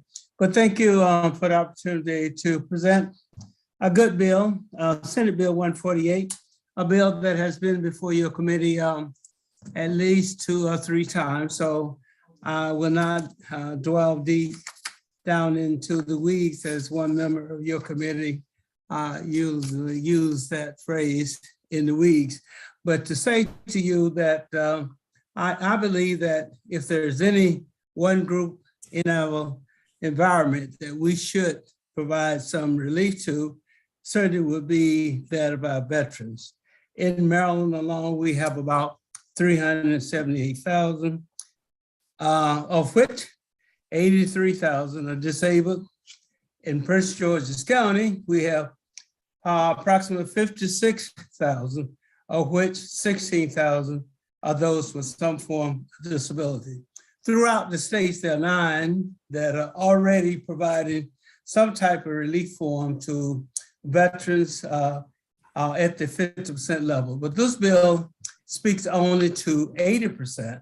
And I believe that we would be serving our heroes well by recognizing what they have done for all of us that keep us safe and out of harm, and continue to do so as we speak. So I'm not going to prolong this, but if you want to know a little bit about those 11 states, they are Alaska, Connecticut, Illinois, Kansas, Massachusetts, North Dakota, Oregon, Texas, Utah, Vermont, and Washington State. So with that, Mr. Chair, I hope that the committee will once again move favorable on Senate Bill 148. Thank you very much. Thank you, Senator. Kevin Canali. Good afternoon, Mr. Chairman and members of the committee. Kevin Canali here on behalf of the Maryland Association of Counties in opposition to Senate Bill 148. We're concerned about the carryover county fiscal effects of this bill, and we'd prefer the approaches that you heard earlier, which would be to provide a local option credit as the best way to provide these incentives, rather than those that mandate reductions in local revenue sources. As you again know, property tax is the biggest revenue source for local governments. So we're concerned about the fiscal effects. We'd be happy to work with the committee, but I will say we'd much prefer the bill that you heard earlier that was amended to be a local option credit. We want this tool. We just need to make sure that we have local flexibility, that we can serve our residents and make sure that we can implement our own priorities locally. This may very well be one of them, and we'd love to have the tool to do it. But for that reason, we'd ask for an unfavorable report on Senate Bill 148. Thank you. Any questions, anyone, for the senator or this witness? Okay, thank you very much. Thank you, Senator. Thank you. All right, moving on to We need to take 348, Senator, first, if we can. 348. Yeah, Okay, okay. let me readjust.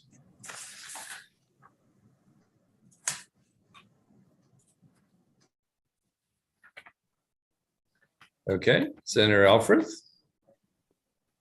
Thank you so much, Mr. Chair, and thank you for the flexibility. The bill before is actually being heard in the House right now, so our witnesses are gonna do a flip-flop as soon as this one's over, so thank you. Okay, so for the record, Senator Sarah Elfreth here to respectfully request a favorable report of Senate Bill 348, the Conservation Finance Act.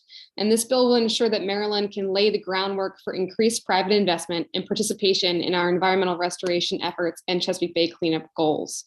I will try to keep this brief because the Senate, in very good news, passed this bill last year, thanks in large part to our Vice Chair's sponsorship and the work that he did.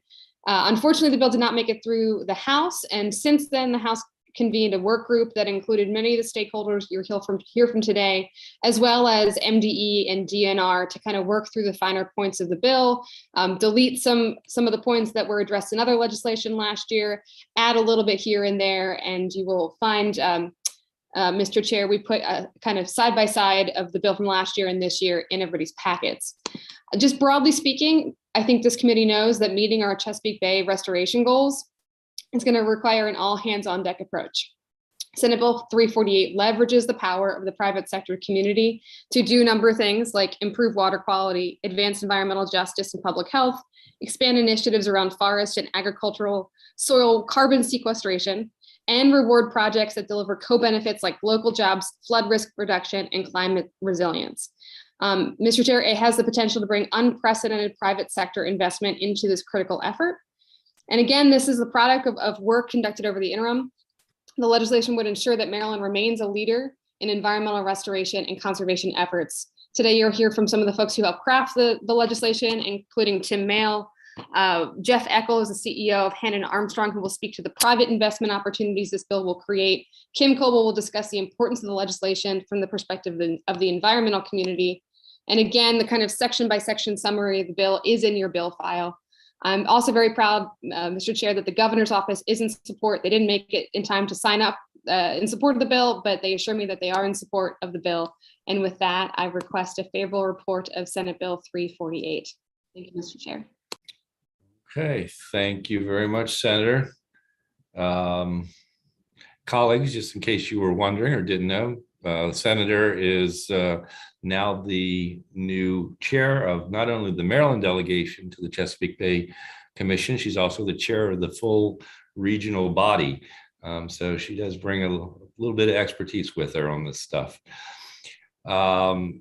Timothy Mayle. Thank you, Chair Gazzone, Vice Chair Rosapep, and members of the committee. I really appreciate the opportunity to speak here today.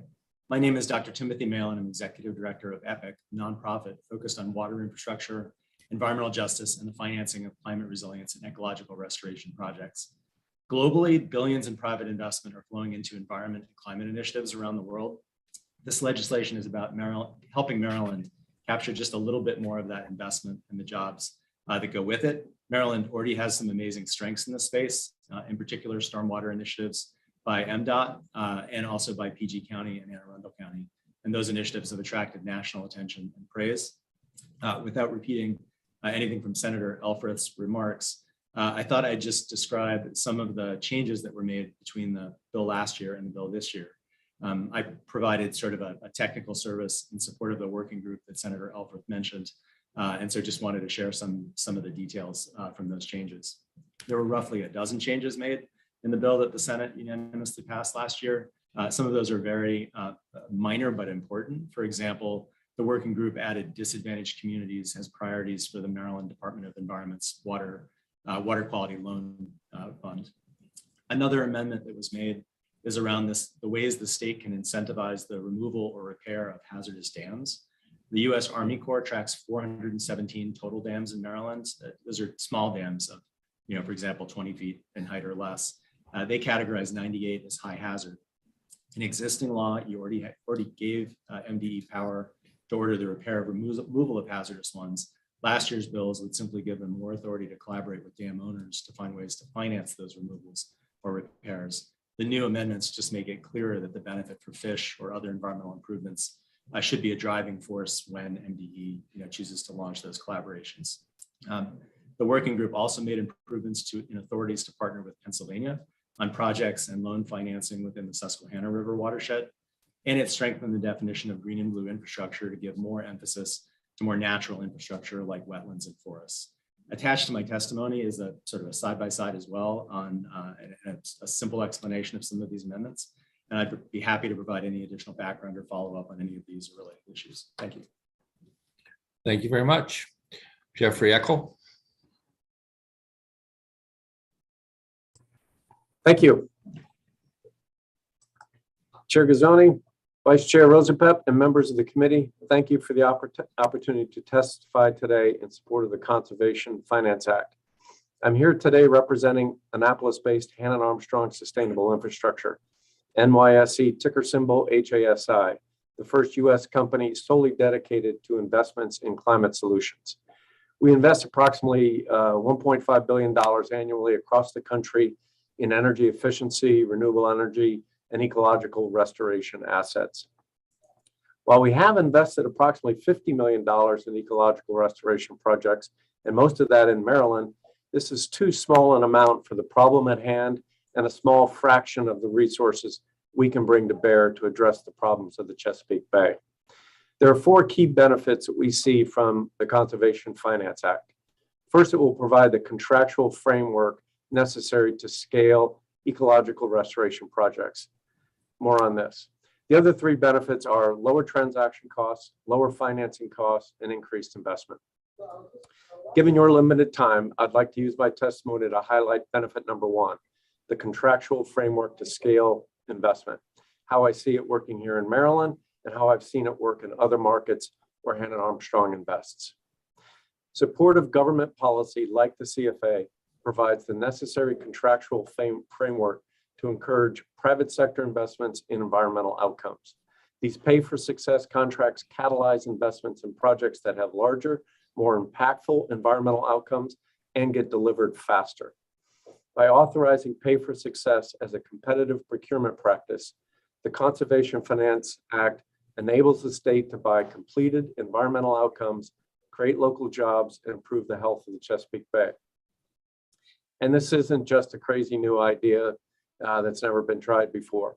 It is analogous to the incredibly successful example of energy service performance contracts, or otherwise known as ESPCs, which is a 30-year-old contractual framework to scale energy efficiency for the U.S. government. U.S. Congress authorized the use of ESPCs in 1992, thereby enabling an historic collaboration with dozens of the country's top engineering firms to reduce the energy use of the U.S. government. ESPCs eliminate the need for an agency to appropriate funds annually for a series of small, unambitious projects and replaces it with a capacity to finance, engineer, build, and operate the project that the agency actually needs, which is often many multiples of what is available through appropriations. The engineering firms guarantee the project's performance, and they only get paid when it works. With over $10 billion invested to date, the U.S. government saves the Treasury money, improves conditions for federal workers, including servicemen and women, reduces greenhouse gas emissions while creating jobs in all 50 states. Similar success has been achieved with programs run by virtually every state in the country, including Maryland. With the Conservation Finance Act's use of pay for success measures, Maryland will become a leader in the country in attracting private investment for ecological restoration projects. In closing, Hannah Armstrong urges a favorable report on this bill to advance Maryland's leadership on ecological restoration. Thank you for this opportunity to address the committee, and I welcome any questions. Thank you very much. Before we get to the next witness, I want to recognize Senator Riley, who's joining us from the Education, Health, and Environment Committee, who is jointly referred to. So welcome him for this hearing. Next up, Kim Coble. Mr. Chairman, thank you. I'm Kim Coble. I'm the Executive Director for the Maryland League of Conservation Voters, and I'm here to urge your support of SB 348. We have submitted written testimony along with a number of partner organizations. I do want to emphasize one key point. Over the years, I've worked with many of you and this committee to pass legislation that funds environmental outcomes. We did a great job when you passed the Bay Restoration Fund, which helps address non-point and point source pollution. You did a great job when we passed the Bay Trust Fund that helps local governments, and our Maryland Agricultural Cost Share programs that help farmers. All those programs have made significant outcome environmental improvements. They all are dependent upon state dollars. What's different about SB 348 is it allows us to facilitate hundreds of millions of private dollars to achieve the environmental goals that you've worked so hard to support.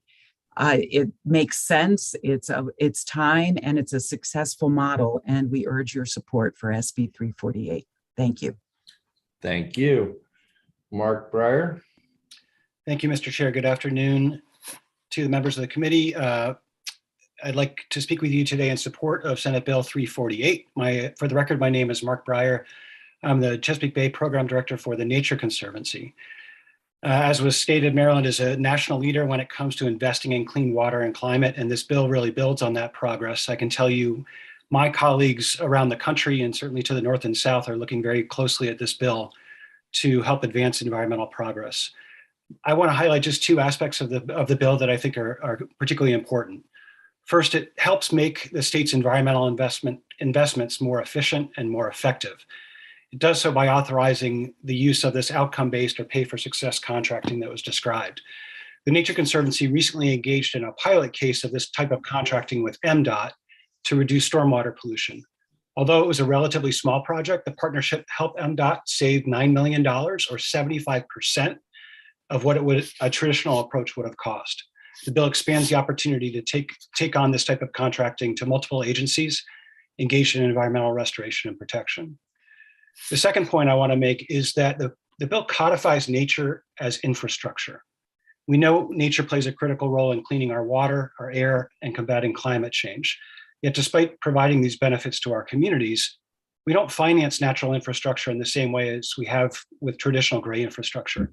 The bill changes that by defining natural infrastructure in code, enabling the state to finance investments in nature the same way it does with gray infrastructure, and seeks to better understand and incentivize the capability of nature-based solutions to store carbon on the land and in the water. Together, these changes help create opportunities that can realize impactful, equitable investments in nature across Maryland's communities. For these reasons, the Nature Conservancy urges a favorable report on Senate Bill 348. Thank you. Thank you very much. Doug Myers. Not here. Liam O'Meara. Hello. Good afternoon, honorable members of the committee. I'm Liam O'Meara, president of EQR, an ecological restoration implementation firm of just over 200 employees located in Anne Arundel County. But I'm here today on behalf of CWRP, which is the Chesapeake Watershed Restoration Professionals Group. It's a new professional association, just started last year. which engages local businesses that perform ecological restoration in the Chesapeake Bay watershed. We consist of ecologists, engineers, contractors who implement all of the practices aimed at saving the bay. We have 22 member businesses that represent many thousands of jobs in the state, and I'm thankful for the opportunity to be here representing them. We are strongly in support of this bill as practitioners of ecological restoration in the state of Maryland. We support this bill because we believe it will bring more access to funding for environmental projects within the state. We believe it will accelerate the pace of improvement and grow the scale of its benefit to the community. We believe it'll allow state agencies to more effectively achieve both internal and external environmental goals. We know that it will help Maryland grow from a national leader into a global leader in environmental policy. And as a result, we know this will significantly add to the tens of thousands of jobs that already exist in environmental improvement in the state. So as such, we strongly support the bill. We've suggested a few amendments, two of which I'd like to briefly highlight. One is that the bill is written recognizes nutrients and carbons as units for environmental improvement.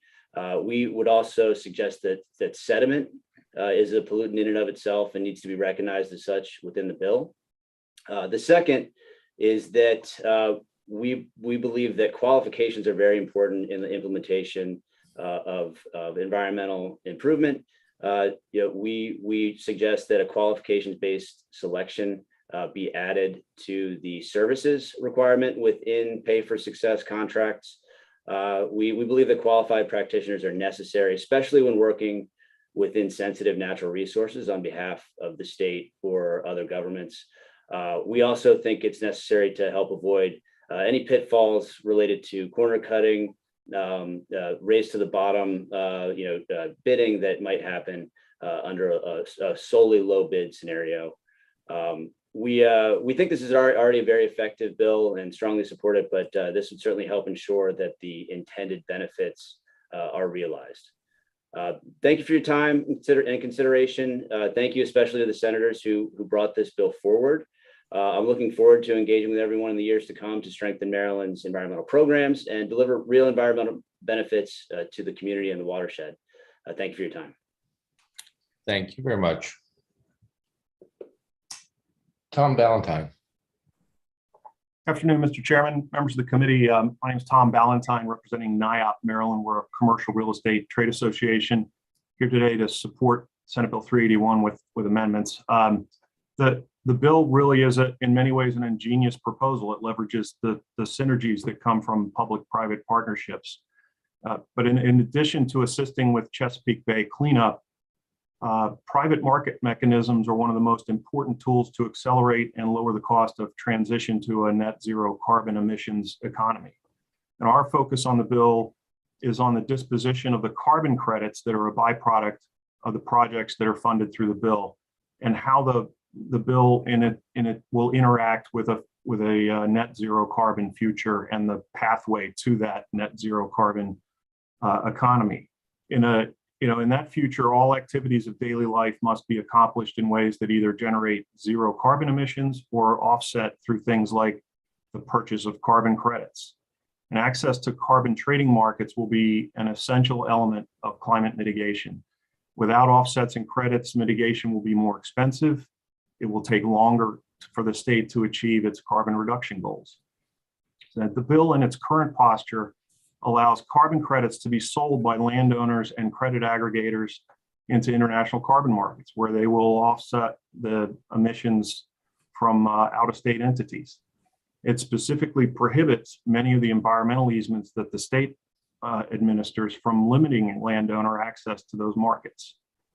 And we support Maryland's participation in carbon markets, but we're a small state. We have an unknown capacity of what we can do to generate carbon credits, and demand from out-of-state entities is very high. And some of those are members of our organization who utilize those markets to decarbonize and meet their corporate goals. Our concern is that while this bill enables the export of credits, there's no policy support to allow regulated in-state entities to import credits into the state. And our request to the committee is to amend the bill to require that reciprocal agreements so that regulated entities in Maryland can have access to the markets that receive these credits. I appreciate the opportunity to speak today. I'll be happy to answer any questions. Thank you. Any questions for the senator or any of the witnesses on this bill? Okay. That will conclude the hearing on 348. We're going to have to put you on hold, Senator Alford, on your other bill for a second. We need to shift the order for a second and go to 332, Senator King.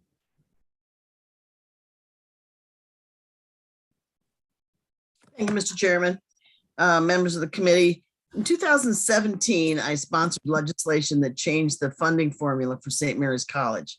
St. Mary's was experiencing difficulties keeping up with the escalating costs of both employee benefits and cost of living adjustments. The bill we passed in 2017 altered the funding formula, and the state took on 100% of the employee benefit costs and 50% of the cost of living adjustments. Although it was not stated in the law, it was the thinking at the time that the 50% funding of COLAs by the state would be supplemented by 50% from St. Mary's College. It was also thought that if St. Mary's College wanted to go above the 50%, that was an option under the 2017 legislation. Unfortunately, St. Mary's College has not been able to provide a full 50%. And for example, in fiscal year 2020, after collective bargaining, St. Mary's College employees only received less than a 2% COLA when other state employees received a 3% COLA. Senate Bill 332 will alter the funding formula and require the state to fund 100% of cost of living adjustments at St. Mary's College. By passing this legislation, we will ensure that state employees at St. Mary's College have increases equal to those of their counterparts in other public higher education institutions, and I ask for a favorable report. Thank you, Senator. Lance Kilpatrick. Thank you, Mr. Chair and members of the committee. For the record, my name is Lance Kilpatrick. I am the Legislative and Political Director for AFSCME Council 3, representing approximately 30,000 state and higher education employees, including 6,000 higher education employees and many at St. Mary's College. With me today are two outstanding activists who will be presenting after me. I just want to thank Senator King for her sponsorship and leadership on this issue. She is spot on in her description. St. Mary's is the only college that doesn't get 100% cost of living adjustment funding from the state. This is a matter of fairness. It's a matter of fairness to the school, and frankly, it's a matter of fairness to the members that we represent as well. And we hope you will address this and make it equitable all the way around. Thank you so much for your time, and we request a favorable report of SB 332. Thank you. Ty Reynolds. Good afternoon, Mr. Chairman and members of the committee. My name is Ty Reynolds. I'm a general trades mechanic at St. Mary's College of Maryland. I also reside in St. Mary's County. I have worked at the college for 16 years. I work hard and I take pride in my work. I get very upset when I hear the General Assembly is giving raises because I know I'm getting shorted again. What do I mean by this? Well, unlike any other the state agencies or universities, St. Mary's only receives funding of half the state funding to cover the COLA and the governor's budget. As a result, our peers in the state and other universities get significantly more than us. The upcoming raises in the governor's budget totals about 9% over the next 6 months. My coworkers and I will only see about 2%. This is not fair or just. The Bill 332 simply makes things more equitable. It makes sure that the General Assembly funds St. Mary's workers so that we get the same raises like everyone else. Our school is small has a limited budget and we have trouble recruiting new workers. And passing the bill will go a long way in helping retain more workers and bringing in new hearts. And it is what we need to survive, as well as especially with the cost of the living going through the roof. We are state workers also, and we're having trouble surviving. Thank you so much. Thank you. Juliet Hewlett. Yes, good afternoon, Chairman. Good afternoon, Senators. Hi, my name is Juliet Hewlett. I have been a housekeeper at St. Mary's College of Maryland for 14 years. I'm here today to just ask for your support on this bill, SB 332. We are simply asking to be compensated fairly like all other state and university employees who are public employees in Maryland. Right now, when the governor gives a merit or step increase in their budget, all agencies and universities get the money for it from the budget you pass, except St. Mary's. When the governor funds a COLA in their budget, St. Mary's only gets half. That's not right, and that's not fair. As a result of this practice, many of my coworkers, despite being state employees, must work second jobs. It's what must be done to make ends meet. But it's not what I should have to do as a public employee in Maryland. We still have bills, we still have gas to pay for, just like the state DSS workers. We still have groceries to buy, just like the workers at State Highway. We should get the same COLA. Our country is growing, the air base is growing, the cost of living in the county is going up. Inflation is going up, but people like me and my coworkers are being left farther and farther behind. The current funding system puts us in a hole compared to all our peers in the state. This bill, SB 332, today just makes it so we will get the full COLA when it's put in the budget, just like everyone else. This is about fairness. I hope you will support me and my co-workers in SB 332. Thank you, committee, for listening to us, and thank you for your attention. Thank you very much. That ends the list. Are there any questions for the senator or the panel? No, just thank you, Senator. Thanks. Thank you very much. Y'all have a great day. You too. All right, we'll move on to now Senate Bill 333. Senator Young.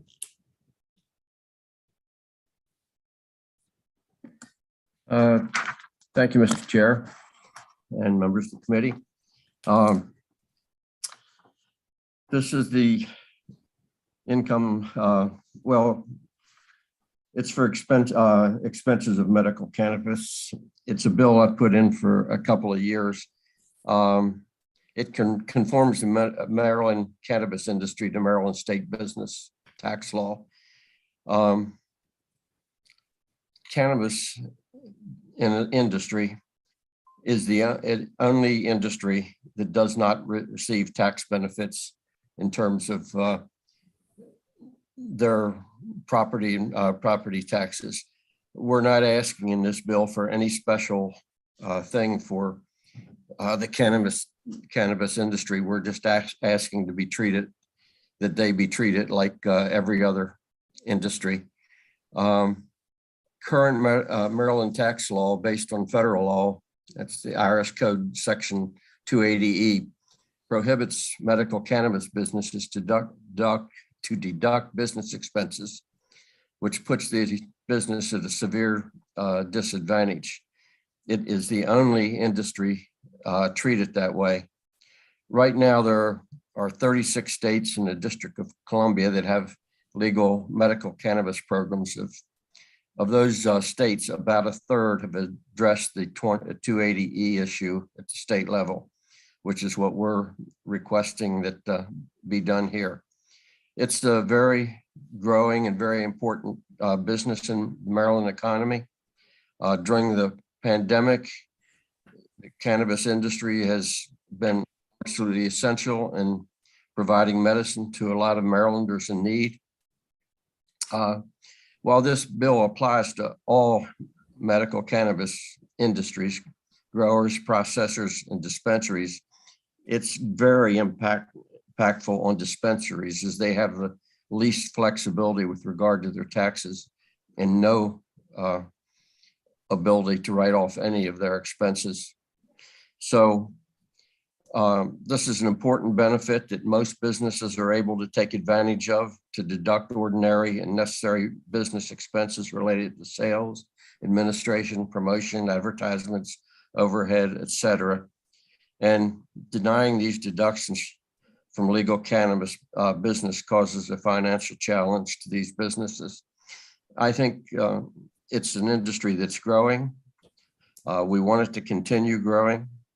And it's just an unfair disadvantage that it is the only industry that we don't give tax benefits to for their property and equipment. So I urge that we vote favorably on this. And as I said, we're not asking for anything special, just put them on a level playing field with all other industries and businesses in the state. Very good. Thank you, Senator. Ashley Bagwell. Good afternoon, Mr. Chairman and members of the committee. I'm Ashley Bagwell here this afternoon on behalf of the Maryland Medical Dispensary Association in strong support of Senate Bill 333. I'd like to thank Senator Young for introducing this bill. It impacts the entire medical cannabis industry, but as he said, it's particularly important for dispensaries in the state of Maryland. As Senator Young said, a third of the states who have legal medical cannabis programs have implemented some state level fix for the 280E problem. And I think states have done that for two reasons. First, for tax parity or tax equity reasons. Medical cannabis businesses should be able to deduct normal business operating expenses the same way that every other business in the state already does. This bill does not provide any special treatment. Rather, it levels the playing field and treats medical cannabis businesses like other businesses in the state. Second, the cannabis industry is growing across the country and certainly here in Maryland. And states who have already addressed at the state level this 280E issue have done so, I think, because they want to do what they can to help individual medical cannabis businesses in their states succeed. And as you'll hear from some dispensary licensees this afternoon, this is a challenging business, not in whole because of 280E, but I think in large part. And even when dispensaries start to turn even just a little bit of a profit, the 280E issue doesn't go away. They just have a little bit of profit and an even higher tax liability. And so for that reason, Mr. Chairman, I'll urge a favorable vote, and I'm happy to help answer any questions. Thank you very much. Joe Bryce. Thank you, Mr. Chairman, members of the committee. Joe Bryce, Maryland Wholesale Medical Cannabis Trade Association. As Ms. Bagwell stated, I think there's an assumption that the margins are very large in this industry. Having this tax burden shrinks it down.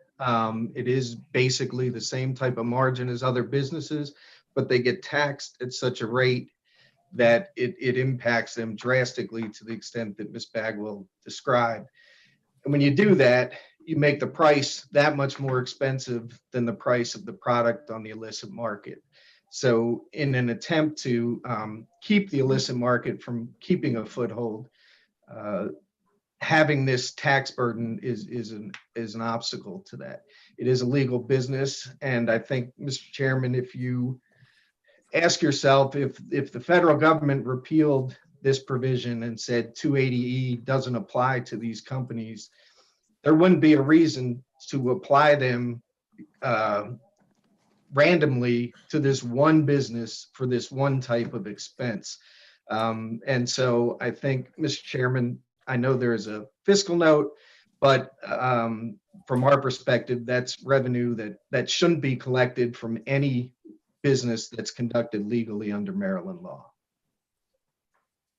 Thank you very much. Venus Chandra. Hemachandra. Yeah. Hi there. Thank you. Hi, everyone. My name is Vinishki Hemachandra, and I am one of the owners at Herbiculture. And we are very much in favor of SB 333. Herbiculture is one of the very few minority and women-owned establishments in the state. And our medical cannabis dispensary is located in District 14 in Burtonsville. I want to take a moment to thank Senator Young for introducing this bill and for the rest of the committee committee members for taking this bill into consideration as it's so desperately needed for our industry. We go through the same struggles as any other business and more, with 280E being the biggest contributors to that struggle. Because of 280E, we can't deduct any of the most basic of expenses like salaries and rent when it comes down to filing our taxes. We are a state legal business, and 280E taxes us so unfairly to a point where we pay 6 times more in taxes compared to a business that doesn't have to follow through with the 280E laws. In fact, thanks to that very large tax bill, we still operate at a net loss after having been operational for almost 4 years, where we paid close to $50,000 in state taxes alone last year. We recently received pre-approvals from the last round of licensing as social equity licensee for growing and processing medical cannabis for Maryland. And, especially with COVID-19, our costs have, increased threefold. And what we're asking for is really to be treated fairly, especially when it comes down to our taxes. So, any immediate relief that you can provide with passing a bill that taxes us fairly on an equal footing, that allow us to deduct the most basic of expenses, would really allow us to stay afloat. I want to reiterate again how important it is for us as a small minority-owned business, and really we urge a favorable report. And again, I want to thank the committee for taking this bill into consideration and allowing me to speak today. Thank you. Thank you very much. Hope Wiseman. Thank you. Good afternoon, Mr. Chairman and all the members of the committee. My name is Hope Wiseman, and I'm the co-founder and CEO of Marion, Maine, and I'm here in strong support of Senate Bill 333. Marion, Maine is a 100% women, minority, and disabled veteran-owned dispensary in Prince George's County, Maryland, where I was born and raised, and also where my family has operated small businesses for over 30 years. Marion, Maine is one of the few Black-owned cannabis businesses, not only in Maryland, but in the country. And this was recently confirmed by a diversity report published in Leafly, noting only 1% of Black ownership nationwide in the industry. We are independently run, which means that our margins are often very thin, as pointed out by some of my colleagues. And in order for us to survive, we have to take the leanest approach possible. 280E adds additional burdens to our business, as we are taxed at nearly 6 times the rate of any normal business in Maryland. Like Senator Young and more of my colleagues pointed out, the odds are already stacked against us. And we ask for your help to level the playing field and give us the same opportunities that any other legal business in the state is able to benefit from. Given the racist history of cannabis laws in the past, I believe that this can be the beginning of creating a very much so truly equitable industry in Maryland as we approach potential legalization next year. For these reasons, I'm hereby requesting a favorable report, and I'll be available for any questions at the end. Thank you. Thank you. Vince McAvoy. Senator, he's not here. Okay, that concludes the hearing on 333. Any questions from anybody on this, the panel or the senator? Okay, very good. We're going to move on to Senate Bill 412.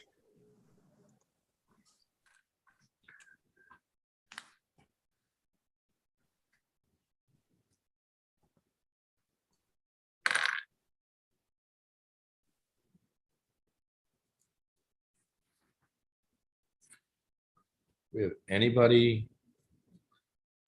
We do not. Mr. McAvoy was signed up on both of them, and he was the only oral witness for either one of those bills.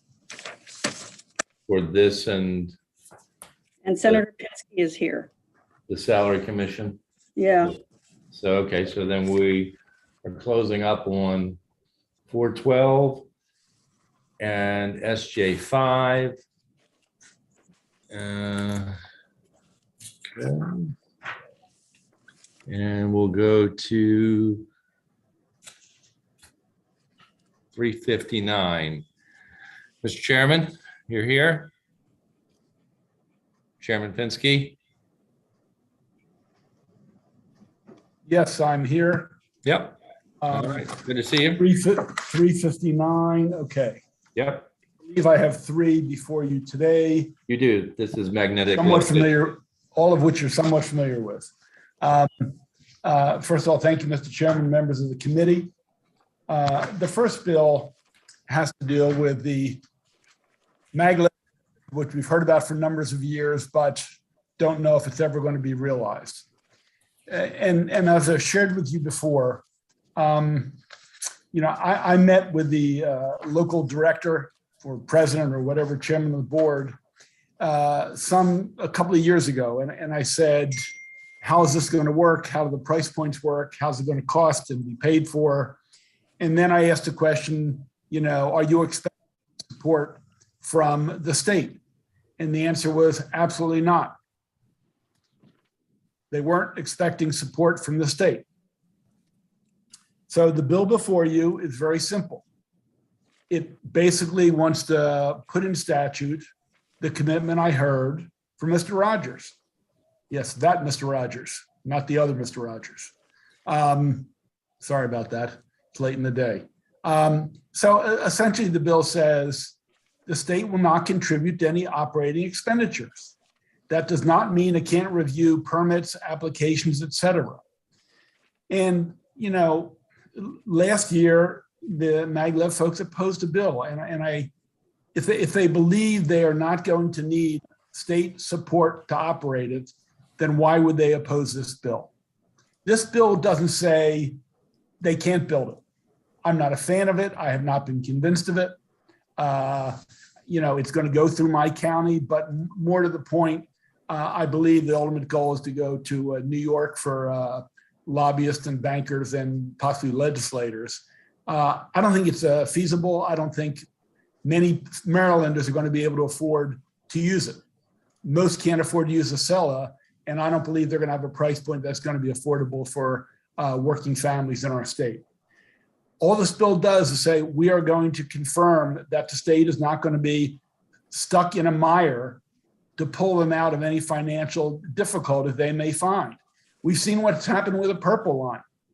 There have been many challenges and complications, and the states had to pay hundreds of millions of dollars to get out of the deficit. I don't know why this will be any different. So I just want to say, if they can find the money, they can find the price points to make this work, let them go ahead, even though I'm not a fan of it. But I don't want state taxpayer money to be used to pay for this. It's that simple. Now, the Prince George's County Council supports this bill. And I would say, and I believe we forwarded to you a letter from the city of Baltimore, where last spring, they came out against the project for multiple reasons. I unfortunately didn't keep a copy in my file, but you have it. They've talked about the location, how it's going to undercut the Mark and Camden line and other local investments that are actually going to help people in the Baltimore region. Initially they were supportive of this, but they've changed their tune on this. And the reason for that, they don't like the location of the stop in Baltimore. They think that any potential investor in this will take away from whether it's the Red Line, improving Mark, Camden line, et cetera, which actually will benefit people from Maryland. So, I don't know how long we're going to go through this. It was just handed to me, and let me just read one sentence if I could. From Baltimore City, it says, existing rail service along the Northeast Corridor via Amtrak, Mark, Camden Line, Penn Line, to include the over $1 billion in Amtrak's Futures program and improvements to the tunnel, BP tunnel, for faster passenger rail service are contrary to the maglev project. These are fully functioning and existing passenger train services along the U.S. Northeast Corridor that we fully support for future funding, transparency, transportation efficiency, safety, access, and development. For all the reasons stated above, Baltimore City supports and recommends the no-build alternative. So, you know, it's not just Prince George's County and Anne Arundel County that have started to grow frustrated with this, disappointed with this. I would like you to be able to send a message to the people of Maryland that they're not going to be on the hook for this project. Are they ever going to break ground? I don't know. You know, but I think we should let people rest easy that we're not going to go down a rabbit hole with state taxpayer money on this project. With that, Mr. Chairman, members of the committee, I can either wait till the other proponents speak and take questions or take them now, whatever your preference is. Does anybody have any questions for the sponsor, for chairman? Okay, we're going to keep moving on then to Emmett Jordan. Not here. Maybe they're going to come in a few minutes. Hey, good afternoon. My name is Emmett Jordan, Mayor of the City of Waltham. I'm testifying in support of Senate Bill 359. You know, any state resources that could go to the proposed MagLab would be far better spent on sustaining, improving existing rail and local transit services. You know, high-speed Amtrak service, the MTA, MARC trains, WMATA, they all provide far greater benefit to Marylanders in terms of access, affordability, substantial public investments. We're going to have to put some money to sustain and improve these services in the coming years. So just in general, you know, funding for these services, funding for bicycle, pedestrian connections, or ways to actually move commuters to our transit hubs, that's the best place to put taxpayer resources. So, you know, the information presented to the public about the MagLab so far does not show that operating or maintenance costs really offset revenues. So, you know, it just leads to huge unanswered questions about the financial viability of the project. And, you know, as the senator said, the project was touted as a private venture where no public funds would be requested. So if the project is viable, then let the private sector pay for it. Going on a little bit longer, you know, the MagLab would certainly destroy sensitive environmental resources and habitats, impact rare, threatened, and endangered species, and eliminate vast swaths of tree canopy that are treasured by Marylanders. So this project could impact nearly 89 acres of wetlands, up to 30 acres of Maryland non-tidal wetland special state concern areas. And these wetlands have exceptional ecological and educational value of statewide significance. And these impacts to these wetlands, the ones that are located in the Greenbelt Forest Preserve, are of particular concern to us. We're passionate about that, but just in summary, state resources that could potentially be allocated towards the MagLab in the future would be better spent on improving existing rail and local transit services. Maryland taxpayer resources should not be appropriated for a MagLab system that undermines the natural resources that so many Marylanders are fighting to preserve. So on behalf of the Greenbelt City Council, we urge you to support State Bill 359. Thank you. Thank you very much, Mayor. Susan McCutcheon. Thank you. My Chairman Guzone, Vice Chair Rosa Pepp, and members of the Budget and Taxation Committee. My name is Susan McCutcheon. I am in support of SB 359, sponsored by Senators Pinsky and Pam Beidle. I want to thank them for bringing forth this bill that would prohibit Baltimore-Washington Rapid Rail from appropriating funds from the state of Maryland to build the proposed SC Maglev transportation system, except for, as the senator indicated, salaries, et cetera, of personnel assigned to review permits or other approvals from such a system. This exception is responsive, as he said, to the concerns expressed by Northeast Maglev that a previous iteration of the bill had unintended consequences in that it would inadvertently tie their hands to work with the appropriate state personnel to acquire permits or other required approvals should the project go forward. By including the caveat, the bill should now be acceptable to BWRR and the Northeast Maglev. as they are repeatedly stating they are a private company and will not need to seek state funds. In thinking about the possible construction of the SC Maglev transportation system, I'm reminded of the work stoppage and cost overruns as the previously mentioned Purple Line, as well as the troubling saga of the California Bullet Train project, as their construction and financial woes continue to mount, including significant delays in paying property owners from whom the developers have purchased land. The SC Maglev project will face financial difficulties as the projected costs increase exponentially and the actual work is undertaken. As a result, the ability of BWRR to either continue or complete the project will be curtailed. BWRR and its partners will seek additional funds from bank loans, as well as from the Maryland and federal governments. Government funds are taxpayer dollars. We, the people, will pay and already have from a chunk of federal government funds allocated to undertake the study and meet NEPA requirements. The Japanese government intends to invest in the project, thereby becoming a BWRR partner. They'll own as a yet undetermined percentage of the project. Their technology and expertise will anchor the construction and the operation of the maglev. They will seek a profit above all, no matter how many fees they waive for BWRR to acquire the technology. I do not relish the Japanese owning a piece of Maryland's Northeast corridor and demanding repayment should the project falter or perhaps not be able to be finished.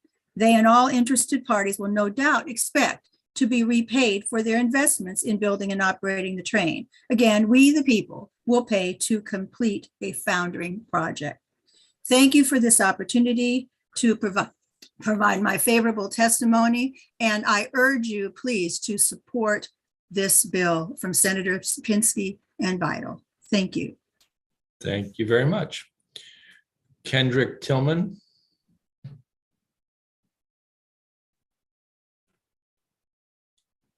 Good afternoon, everyone. You hear me? You can begin. Okay. It's a blessing to be here today. Thank you for this opportunity. I want to speak on Senate Bill. Where's my camera? Okay, there we go.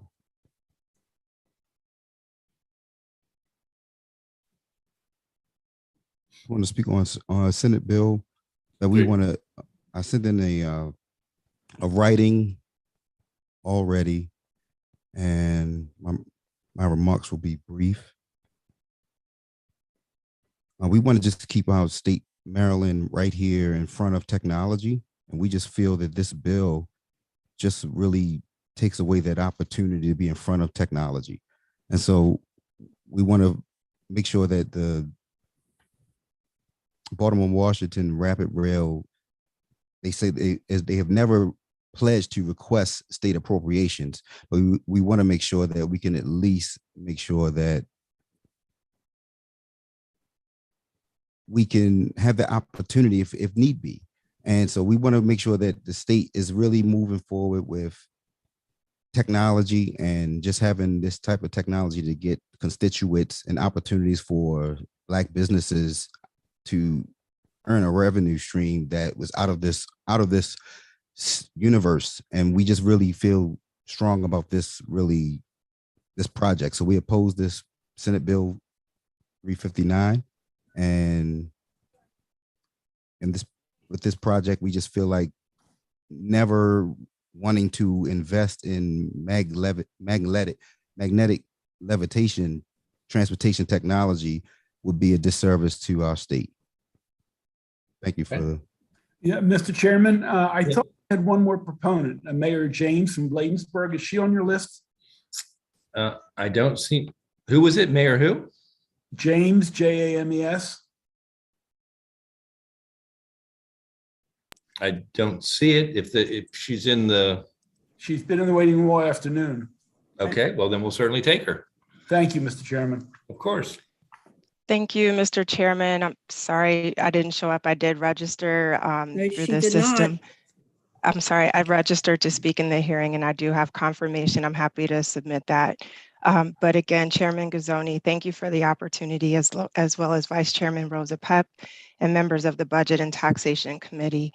I agree with everything that Senator Pinsky said, and thank you for this opportunity to submit testimony in favor of Senate Bill 0359. Cross-filed in the House as HB 0326, State Finance Prohibited Appropriations Magnetic Levitation Transportation System. Again, I'm Mayor James here today to strongly ask for your support of this legislation by the bill sponsors. While I continue to have a large number of concerns with the proposed SE maglev around safety, human and environmental impacts, as well as some of the exaggerated economic benefits, today I just want to focus on the importance of protecting Maryland taxpayers from the unknown financial risks that can arise with a project like this. Proponents of this bill have supported previous versions in 2019, 2020, and 2021 legislative sessions, but we're so committed to making sure that we do all we can for safeguarding Maryland taxpayers, and that's why we're before you again today. The project developer, Baltimore Washington Rapid Rail, has communicated publicly in a variety of settings that they will continue to advocate this train will only be utilized with private funds. But the reality is they've already received government fundings, and we want to make sure Maryland taxpayers are never on the hook for any sort of financial liabilities for this project. The strength of the American economy is in allowing the consumer market to dictate which businesses succeed and which fail. The opponents of this bill have repeatedly said they will not require government funds. However, as I said earlier, they've already done so with federal appropriations in the past. Looking through the lens of recent history, there have been times where we've all witnessed the government having to bail out specific private sectors. And unfortunately, one of the provisions in the current infrastructure bill will in fact allow the use of federal funds for this project. And looking at the auto bailout in 2018, as well as the bailout of Wall Street, we witnessed these things. We were here for that part of history. And so we know that unexpected things do happen, whether we plan for the best case scenario. That's just not real life. The worst can and sometimes does happen. In a more recent example closer to home, we saw a complete financial devastation more recently with the WMATA train system as a result of the COVID-19 pandemic. As we were under stay-at-home orders, we saw the volume of revenue completely falter. And while, yes, businesses have reopened, we all know WMATA is not making the type of revenue prior to the pandemic, and they're continuing to suffer losses. So all of these examples of other industries with deep roots that have grown and resulted in profits over many decades serve as lessons that we can learn from. We cannot, again, allow our taxpayers in the state of Maryland to be on the hook financially for this uncertain project.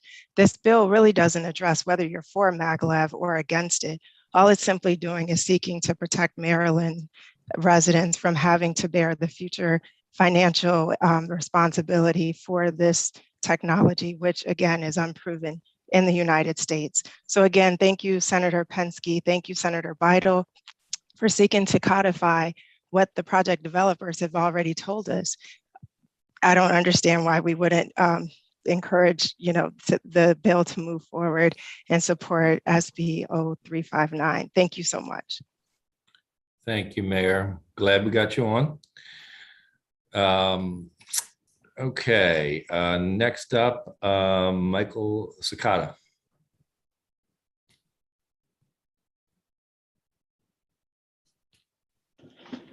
How's everybody doing today? Sorry about that. Good afternoon, Mr. Chair, Mr. Vice Chair, and members of the Budget and Taxation Committee. My name is Michael Sakata, and I'm the President and CEO of the Maryland Transportation Builders and Materials Association. M2MA represents and serves as a voice of Maryland's transportation construction industry and has since 1932. Our association comprises of over 200 members, and we represent nearly 30,000 workers and business owners in the transportation construction industry. I'm here respectfully asking for an unfavorable report on Senate Bill 359. This bill is simply an attempt to stop the maglev project.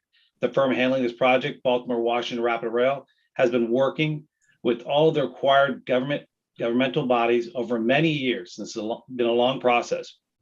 I think we need to respect that process and let it continue to play out the legal framework intended for all large-scale infrastructure projects. Baltimore, Washington Rapid Rail has never and pledges to never request state appropriations. They've continued to pay millions in federal required state match portion of the federal grants. What this bill is obviously to limit the state from ever investing in any magnetic levitation transportation technology. Moreover, this project is revolutionary and will change the Northeast Corridor in a way we can hardly even comprehend. It will bring high-paying, high-quality jobs to this area, and more importantly, drastically reduce the greenhouse gas emissions. We appreciate your time and again, respectfully urge an unfavorable report on Senate Bill 359. Thank you. Thank you. J.L. Carter.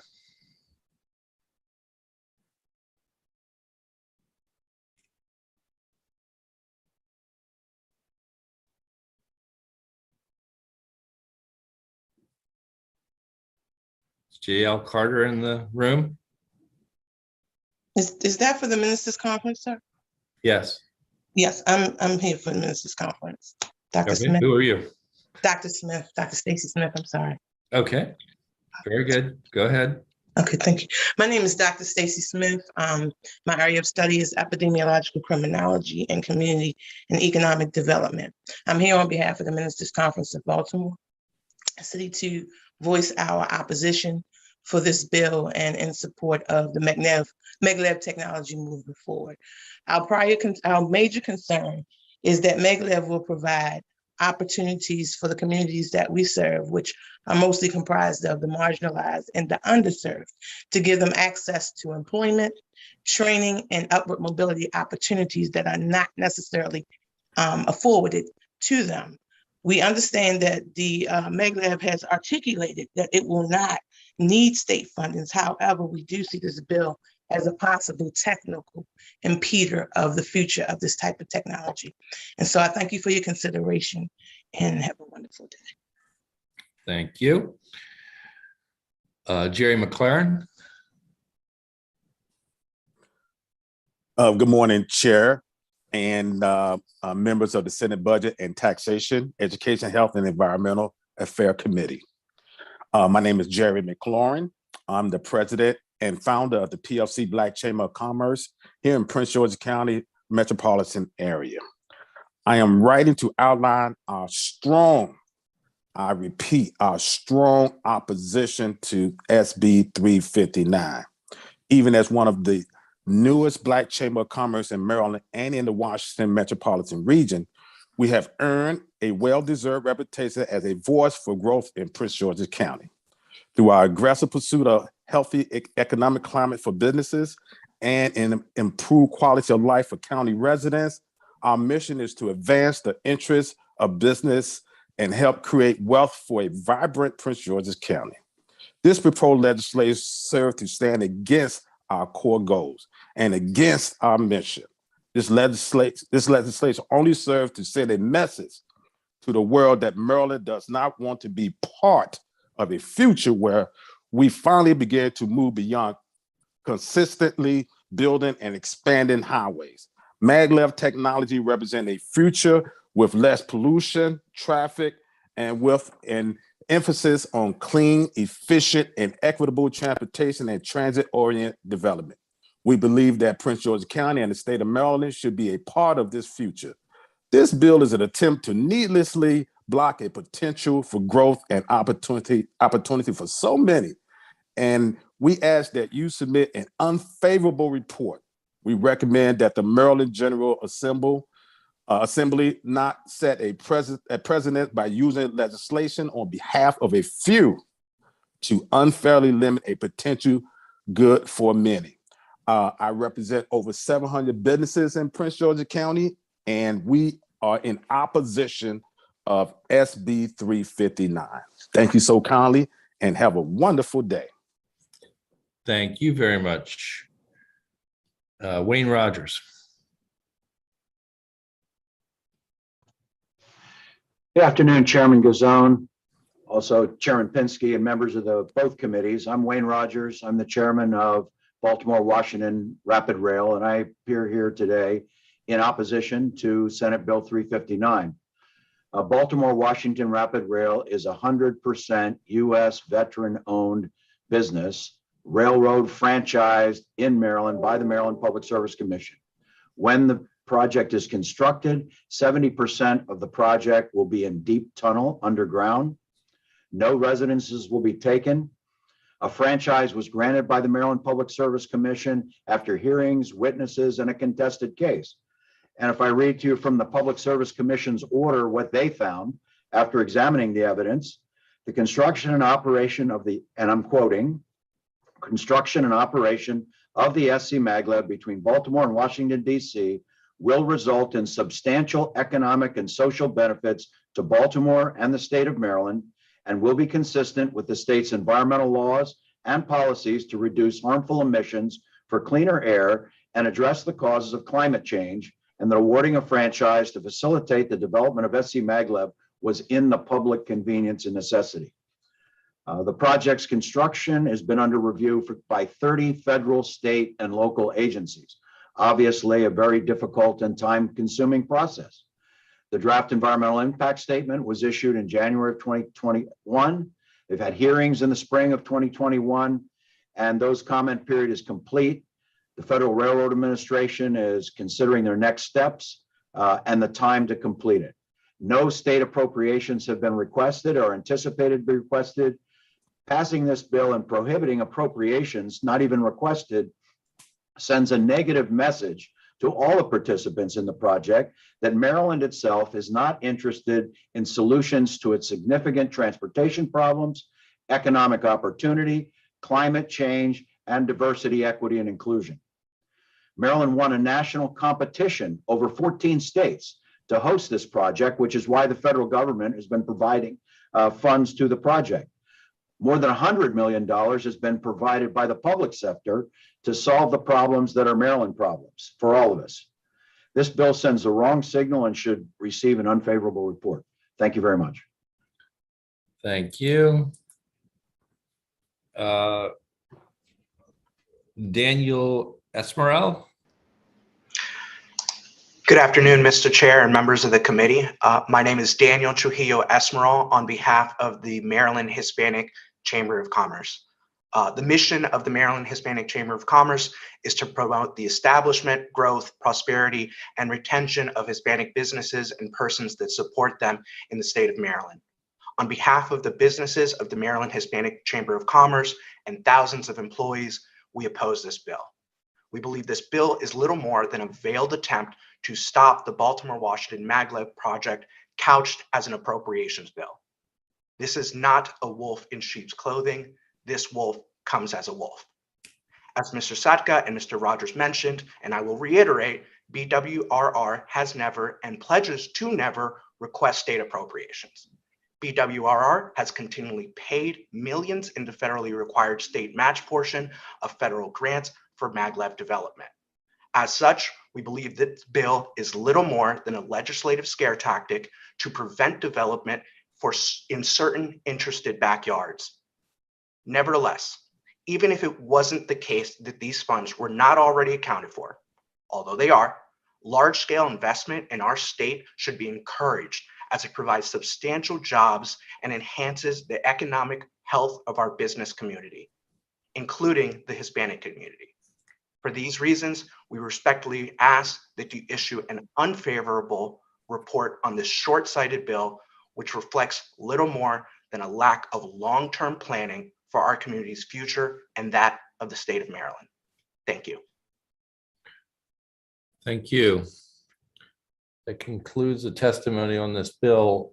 Committee have any questions for either the supporters or the opponents? Okay. We're moving on to Senate Bill 360. Chairman Pinsky. You have a PowerPoint too, is that right? Yeah, just like 3 or 4 slides. That's great. For people. That's fine. I think your staff has it. Okay. Very good. Yep, it's teed up. Yeah, if you could go to the 3rd page and spread the screen a little bit, it'd be great.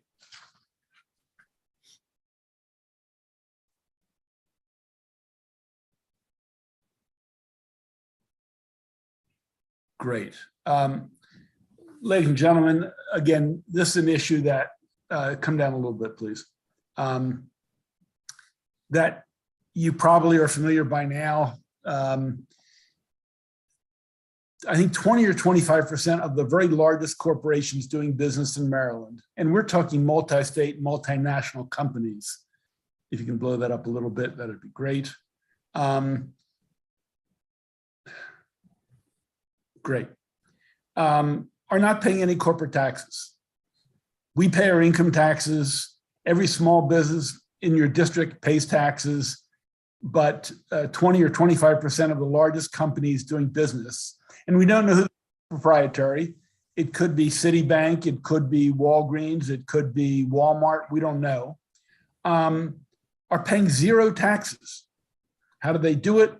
Well, they have a parent company and they just start billing their subsidiaries for human resource services, for the property, for widgets.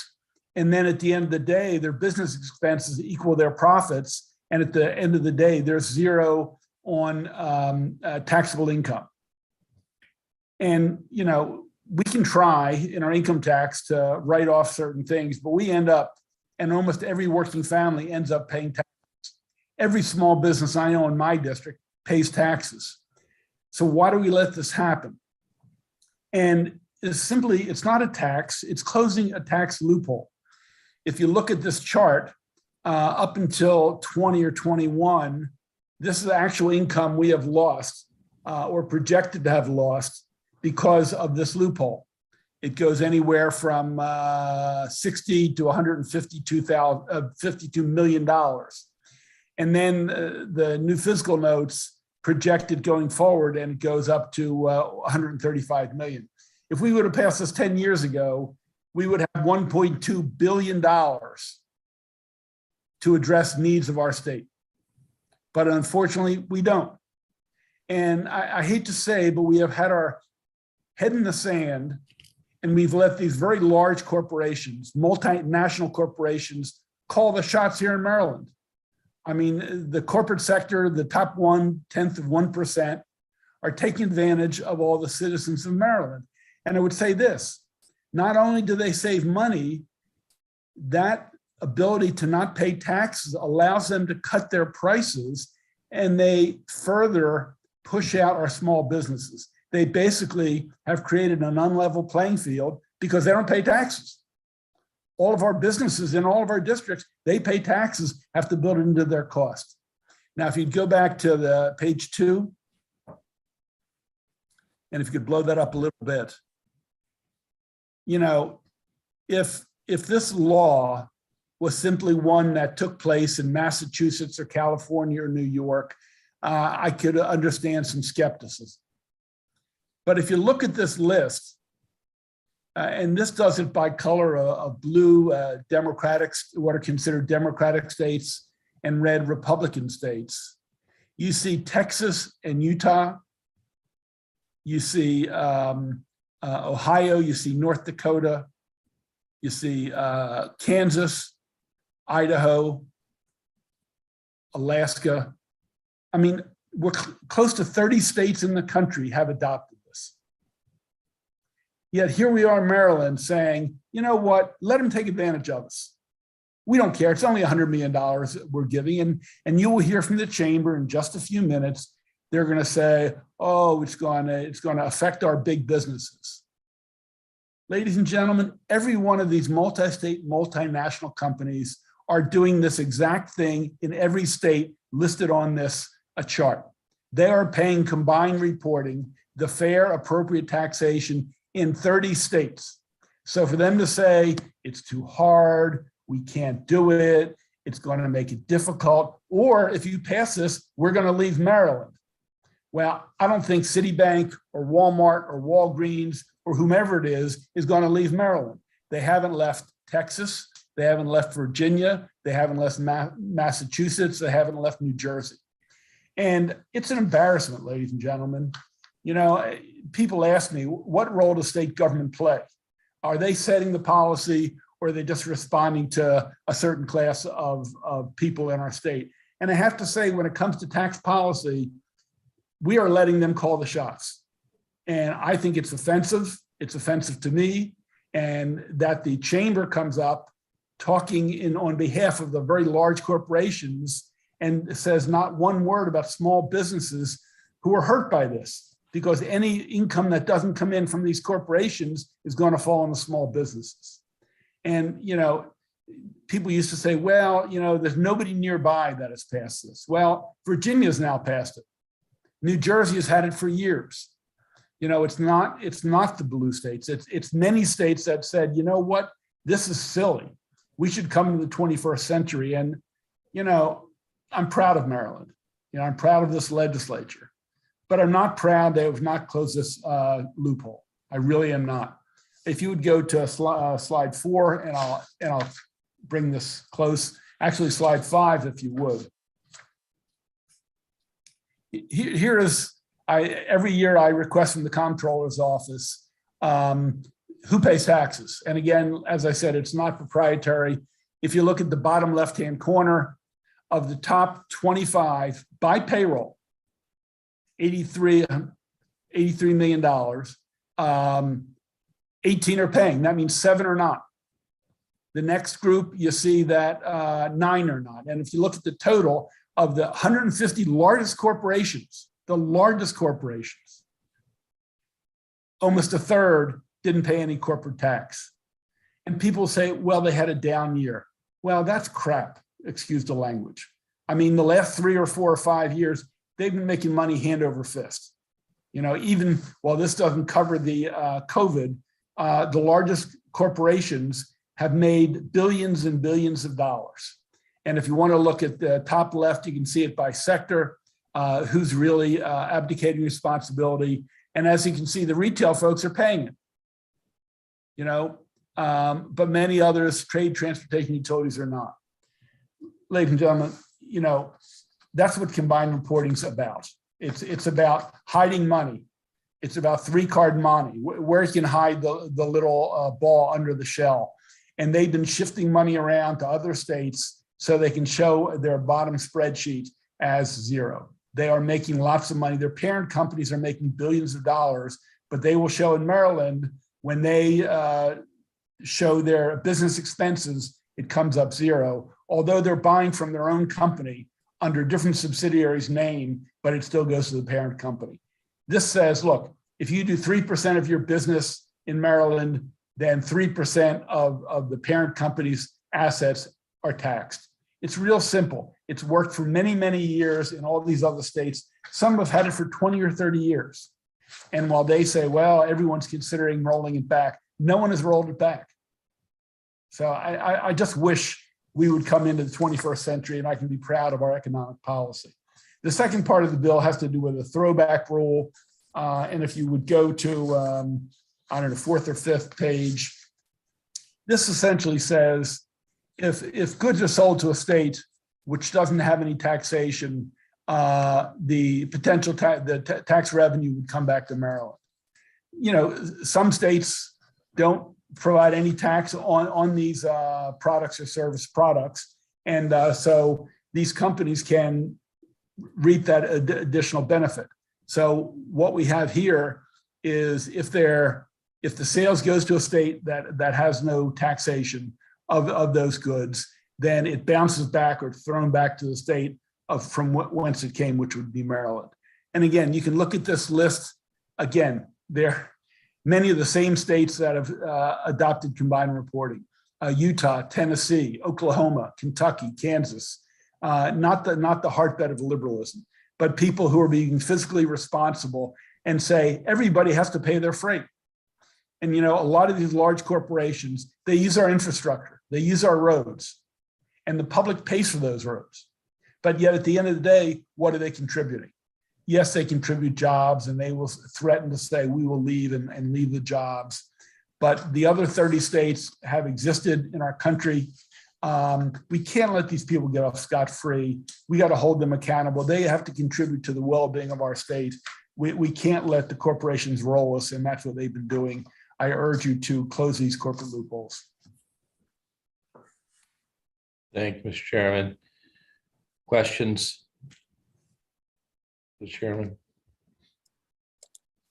Okay, we've got a number of people in favor. First, Benjamin Orr. Thank you, Mr. Chair, members of the committee. My name is Benjamin Orr. I am the founder, president, and CEO of the Maryland Center on Economic Policy. Many of you are familiar with us, but those who are not, we are a nonprofit, nonpartisan think tank that believes every Marylander should be able to achieve their full potential in a healthy economy that offers a widely shared and rising standard of living. And I am here today in support of SB 360. Which, as you heard, would close two large loopholes that allow large multi-state corporations to artificially lower their tax responsibilities in Maryland. We support this bill because it would improve our tax system and disallow these shielding mechanisms. Combined reporting helps put smaller corporations with no presence outside of Maryland on a more equal tax footing with larger corporations that operate in many states. Main Street businesses in our state, which are responsible for most of the job creation here, cannot afford to spend millions developing these complicated tax avoidance structures, but their large competitors can, and in doing so gain an unfair advantage. And this bill would level that playing field for local business, protecting local jobs. The bill would also ensure that every dollar of corporate income in Maryland is subject to taxation by a single state without double taxation or nowhere income. Adopting the so-called throwback rule would put these small companies that primarily do business inside Maryland, again, on more equal footing with large corporations that sell into other states. I'm not going to go over to repeat Senator Pinsky's point about how many other places already do this. Except to say that most large corporations that would be subject to these provisions already have significant experience complying with it elsewhere. In fact, based on the data we've been able to collect over the last few years as we've been having this conversation in this chamber and across the Capitol, 90% of the largest employers in Maryland already operate or are part of a corporate family that operates in combined reporting states like California and Texas.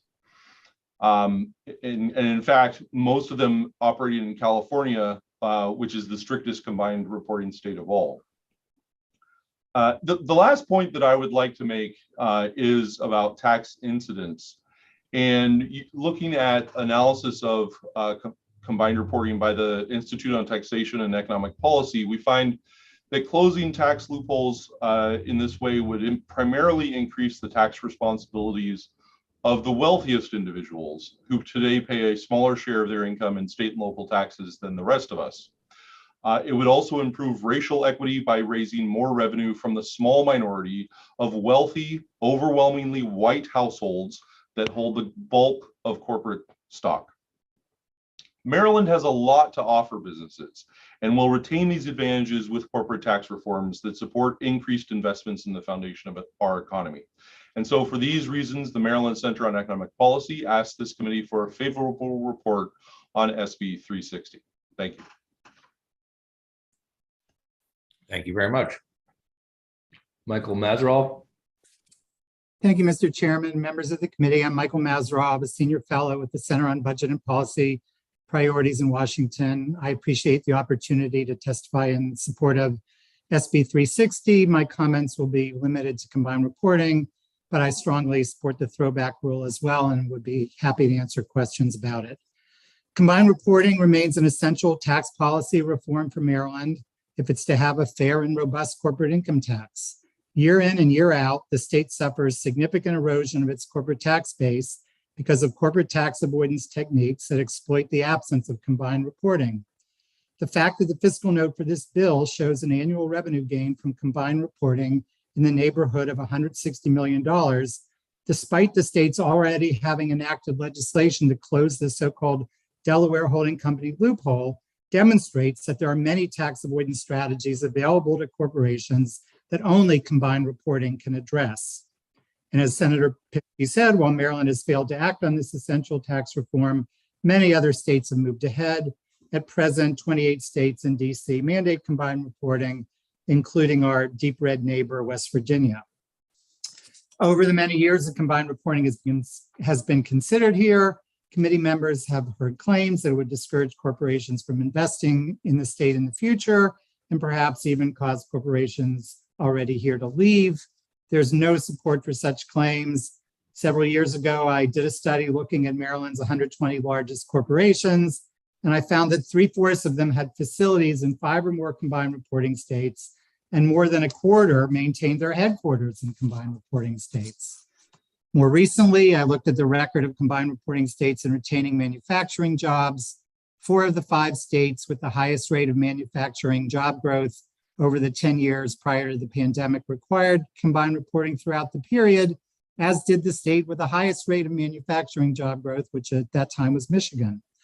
More than half the states that experienced at least 10% manufacturing job growth over the past 10 years had combined reporting in effect throughout the period. So in short, there's no obvious correlation between a state's adoption of combined reporting and its relative success in attracting or retaining the most potentially footloose firms and their jobs. The enactment of combined reporting can make an important contribution to preserving Maryland's tax base and ensuring that multi-state corporations compete on a level playing field with wholly in-state corporations. I respectfully urge the committee to favorably report SB 60. Thank you for the opportunity to testify, and I would be happy to answer questions. Thank you. Thank you very much. Samantha Zwirling. Good afternoon, Chairman Guzone and members of the Budget and Taxation Committee. I'm Samantha Zwirling here on behalf of the Maryland State Education Association, representing 75,000 educators from across the state. We're here in support of Senator Pinsky's bill, SB 360, which would help bring fairness to the tax code and generate needed revenue for public education and state services. Thank you to Senator Pinsky for your commitment on this issue over the years. And thank you to the members of the Budget and Taxation Committee for your support of funding public schools and specifically the blueprint for Maryland's future. This bill would build on the good work of this committee that has done to shore up funds to pay for the state's contribution towards the blueprint. You've passed a series of bills to modernize our tax code this term, which were tough votes, but were a commitment to the students and public schools of Maryland. This bill is in the same vein and allocates funds directly to the Blueprint Fund. The last page of this year's DLS fiscal briefing document has a chart showing the general fund would have to start supporting the Blueprint Fund in FY 26 or 27, looking at a shortfall between $560 and $880 million in FY 27. This bill would allocate approximately $190 million in FY 26 and 27 to help address that gap, while bringing fairness to the tax code and closing corporate loopholes. MSEA addressed you earlier this afternoon, which feels like a million years ago, I'm sure to many of you, but about some of the needs in our school system and the dire staffing shortages we're seeing. We need bus drivers, school nurses, substitute teachers. Our classroom teachers are having to wear many, many hats during the day because there just aren't enough adults in the building. They're covering a colleague's class because they're out quarantining and there's no substitute teacher. They're having to help tutor a student in reading while other students are working because the reading specialist is out. They're having to use their lunch breaks, which are supposed to be duty-free, to cover the lunchroom because there aren't enough lunchroom monitors. And going through the traumatic pandemic, our students need more resources. We especially need to address the growing mental health crisis, and we need to address student mental health before it becomes a discipline matter. We ask that you pass this bill to continue to set the blueprint up for success in the future and to ensure that the implementation meets all of our goals. MSEA urges a favorable report on SB 360, and we thank you for your time this afternoon. Thank you very much. Kevin Slayton.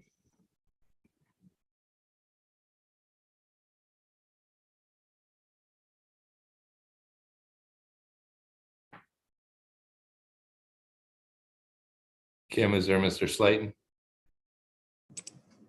I don't see him. No. Okay. All right. Moving on. Andrew Griffin. Good afternoon, Chairman Guzone and members of the committee. For the record, my name is Andrew Griffin. I am here on behalf of the Maryland Chamber of Commerce. and our more than 3,500 members here in Maryland in opposition to Senate Bill 360. You do have my written testimony. It is late, so I will be succinct. This is an issue that has been looked at and debated here in Annapolis for many years. The most recent comprehensive business tax review, which is done by this body, put out a report in 2010 recommending to not adopt combined reporting, citing many of the tax policies that the state has in place already. I will mention some of those. Legislation passed around Delaware Holding Company add-back provisions, captive real estate investment trust legislation that was passed, as well as discretionary powers and authority given to the comptroller to adjust income and expenses between corporations, as well as disallow certain deductions and expenses between related corporations. The comptroller's own study, which was done over a series of 3 years, looking at what the impacts combined reporting would have on corporate income tax, essentially led to findings saying that it increased volatility for corporate income tax, which is a relatively volatile revenue stream for the state already. I will mention one item about this. It was mentioned earlier that our neighbors to the south in Virginia have adopted combined reporting. I'm not aware of them adopting combined reporting. However, I do know that they did conduct a study this past year looking at what the impacts on their business tax climate would be.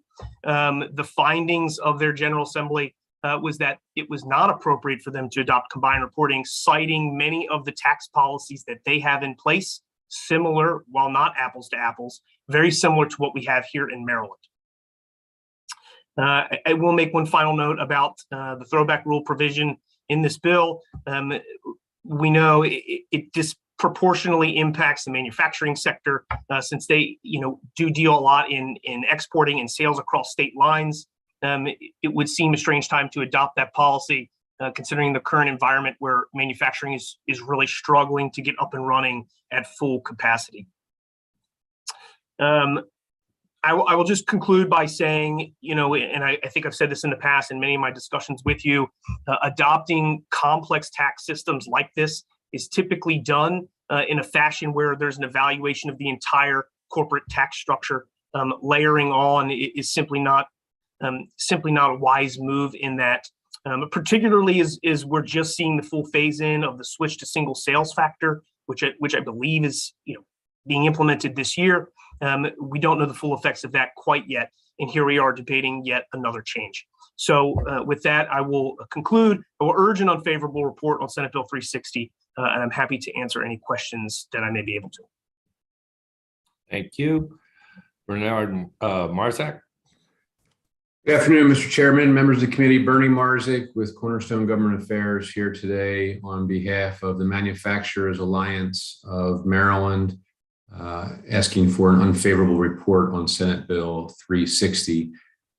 Before expressing opposition, just wanted to make the committee aware, as I did across the street earlier today, that Gene Berner is winding down and retiring this year. Many of you have worked with him for decades, either on committee or as a lobbyist here. And we want to wish Gene well on his retirement. As Gene has done many years before, I am here to testify in opposition to the throwback rule, which will have a major impact on manufacturers in the state. As was said a little bit earlier, this throwback rule would apply a new tax to manufacturers simply who make products in the state and then sell those products out of state. The estimates are between $50 to $60 million that this new tax would be applied to manufacturers in the state. So whether they're making coffee or clothing or shoes or other hardware or electronics, they would be taxed on those products that they are selling to another state. So to be brief, on behalf of the Manufacturers Alliance of Maryland, we would ask for an unfavorable report on Senate Bill 360. Thank you, Mr. Chairman. Thank you. Sarah Price. Thank you, Mr. Chair. Good afternoon, honorable members of the committee. My name is Sarah Price, here on behalf of the Maryland Retailers Association in opposition to the bill. We've been sharing with you for years now that combined reporting and the throwback rule are not consistent or reliable methods for determining a multi-state business's income tax base. I would largely echo the comments of the chamber, and I would note that multiple states across the country have actually implemented and then repealed the throwback rule with the intention of encouraging a more business-friendly environment. And a study commissioned by the New Jersey General Assembly found that the throwback rule does not more fairly measure a corporation's business activities in the state. Business operating costs are continuing to rise alongside the price of everyday goods due to inflation and a variety of other factors caused by the pandemic. And frankly, we don't know when that is going to end. And we should not be considering imposing an unreliable new tax structure on businesses at this time. As of December 2021, the Tax Foundation, which is an independent tax policy nonprofit, compared all 50 states on a variety of tax policies that impact the business tax climate in the states. And it ultimately ranked Maryland as number 46 in the nation. So we would urge you to please keep this in mind as you consider this proposal, and we would respectfully urge an unfavorable report. Thank you for your time. Thank you. Stephanie Dew. Good afternoon. Hi. Chair Guzzoni and members of the committee, thank you for your time. My name is Stephanie Doe. I'm a senior tax counsel at the Council on State Taxation, also known as COST. We're a nonprofit trade association based in Washington, D.C. with an independent membership of over 500 multi-jurisdictional corporations, many of which engage in business in Maryland. We oppose both combined reporting and throwback, but I'll use my time just to focus on combined reporting. And I don't want to belabor some of the comments that have already been made, but would like to focus on the fact that something that the chamber had discussed, which is that Virginia has not adopted combined reporting. Last year, the Virginia legislature established a work group to study the impact and feasibility of adopting combined reporting. And it was a 25-member work group composed of state officials, tax administrators, business representatives, and tax practitioners. And they recommended that the Commonwealth should not adopt combined reporting. And those recommendations were based off of many of the reasons that have already been stated, but the complexity compared to the current reporting system in Virginia, the uneven impact to taxpayers and different industries, the potential damage to Virginia's business climate, and also the effectiveness of Virginia's current provisions, including its add back provisions that already address the common problems that combined reporting is intended to address. I'm happy to answer any questions, and I strongly urge this committee to issue an unfavorable report. Thank you. Thank you. Does the committee have any questions for any of the witnesses? Okay, that concludes the hearing on 360. We're going to move on to Senate Bill 361. Mr. Chairman. Thank you, Mr. Chairman. The third and final. If you, and I'm not speaking specifically to you, made $1 million, and I don't think there are too many of us on this Zoom category, the federal tax rate is 37%. You pay 37% to the federal government. Of course, the state tax is a piggyback, as you know, much better than I. But if you are not a CEO of a business or own a large corporation, but rather are a broker working as a hedge fund person in a private equity firm, helping people invest their money and make money, you will end up paying 20% of your income for that year rather than 37%. How does that work? Well, you've got to kick in a little money to the equity firm, but then you invest somebody else's money. you make a percentage of their money. And because you have contributed a 0.5% or 1% or $10,000 or $20,000, you become a so-called investor. And that gives you protection because now, because you're part of this consortium, when the client that you work for makes X millions of dollars or hundreds of thousands of dollars, and you make a percentage of that, while in our minds, that's the income they have made from their work during that day, that week, that month, that year, the federal tax code says, no, that's not going to be the case. We're going to consider your income not as income tax, but as capital gains. Even though it's not your money that's making the profit, that it's someone else's money because of another loophole created in federal government. If you are that broker investing that money in that private equity firm, the $200,000, $500,000, $1 million you make from your work for those 40 or 50 or 60 hours for 52 weeks is considered capital gains.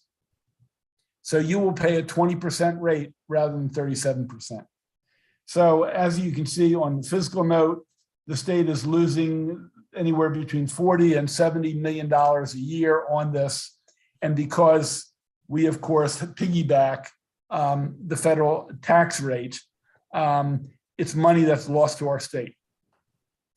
I don't believe that someone who happens to be investing someone else's money should be available and able to count that as their capital gains when it's not your stock that you buy and then sell 2 years later, where you make the capital gains on any profit you made.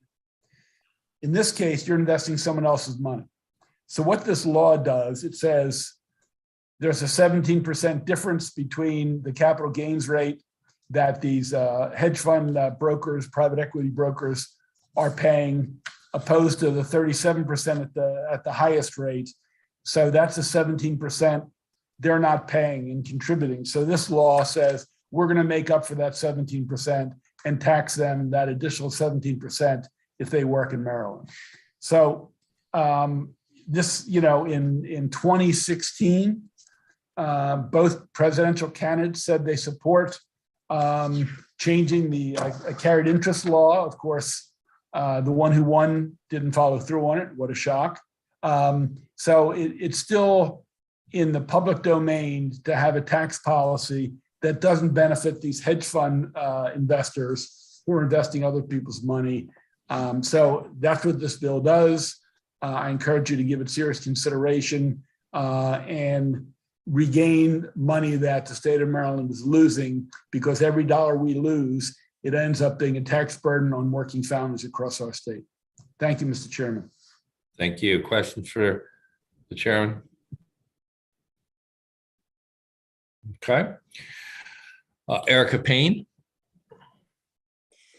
Hi, everyone. My name is Erica Payne. I'm a resident of Chevy Chase, and I'm the founder and president of the Patriotic Millionaires, a network of high net worth Americans working together to ensure that millionaires like our members are taxed appropriately. I'm also the author of Tax the Rich, How Lies, Loopholes, and Lobbyists Make the Rich Even Richer. I have an MBA from the Wharton School at UPenn. I'm here today to ask you to pass SB 361 to close the carried interest loophole on the state level, recouping for our state revenues the federal government fails to collect. Carried interest loophole mischaracterizes the ordinary income of private equity fund managers as capital gains income, allowing them to pay half the tax rate of most working people, most of you, and probably about 99.9% of your constituents. As Paul said earlier, everybody from Bernie Sanders to Donald Trump has campaigned on closing the carried interest loophole. You'll remember Donald Trump saying those fund managers were getting away with murder. Well, thanks to federal lawmakers like Senator Kyrsten Sinema, they are still getting away with murder. It is the single most egregious loophole in the entire American tax code, and that is saying something. Now, fund managers will say that closing the loophole will harm investment. That is utter nonsense.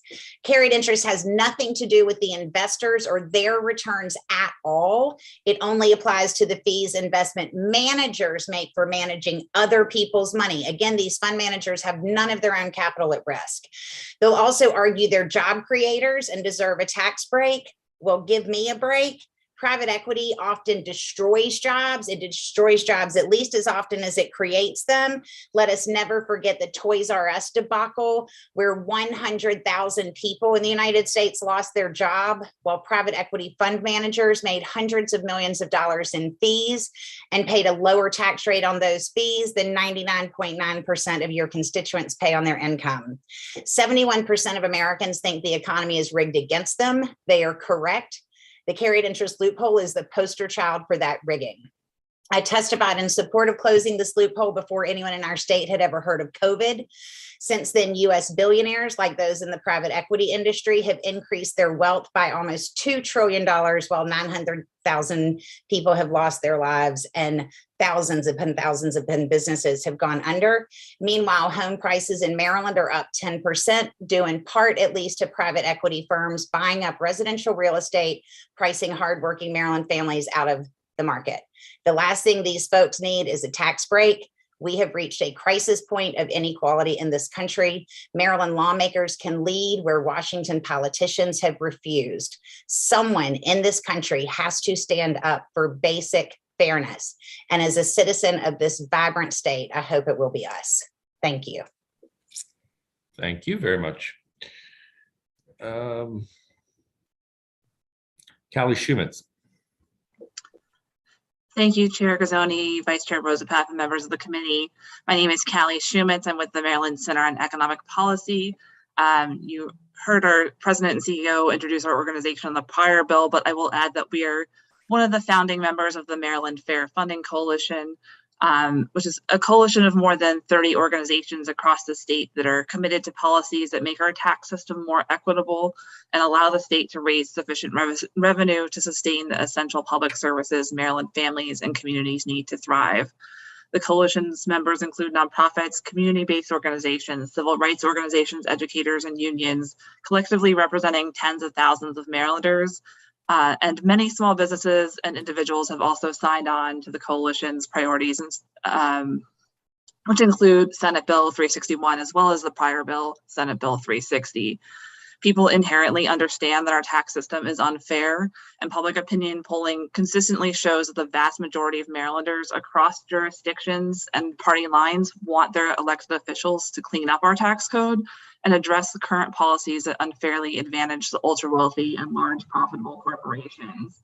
There is no better example of this than this type of policy than the carried interest loophole, which represents a carve out that Congress created solely for the benefit of highly paid investment fund managers. Like thousands of other Maryland workers, from restaurant servers to salespeople, private equity and hedge fund managers are paid partly on the basis of their performance. Unlike other workers, wealthy fund managers pay a special low tax rate on this income. As Erica Payne and Senator Pinsky have explained, they pay the capital gains rate rather than the standard income tax rate. This special treatment violates core principles of effective tax policy by taxing similar activities at different rates and shifting tax responsibility away from those who can best afford to pay. Both the Maryland Fair Funding Coalition and the Maryland Center on Economic Policy support Senate Bill 361 because it would address this loophole in Maryland and ensure that everyone in our state is contributing their fair share for the public services we all rely on. That we would ask for a favorable report. Thank you. Thank you very much. Kevin Slayton. Is he in the room? I believe he was only intended to submit written. Okay, very good.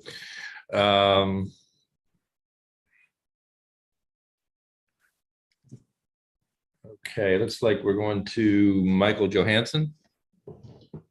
Thank you, Mr. Chairman. I'm Mike Johansson on behalf of the Invest in Maryland Coalition. It's good to see everyone. Maybe I'll see you in person next week.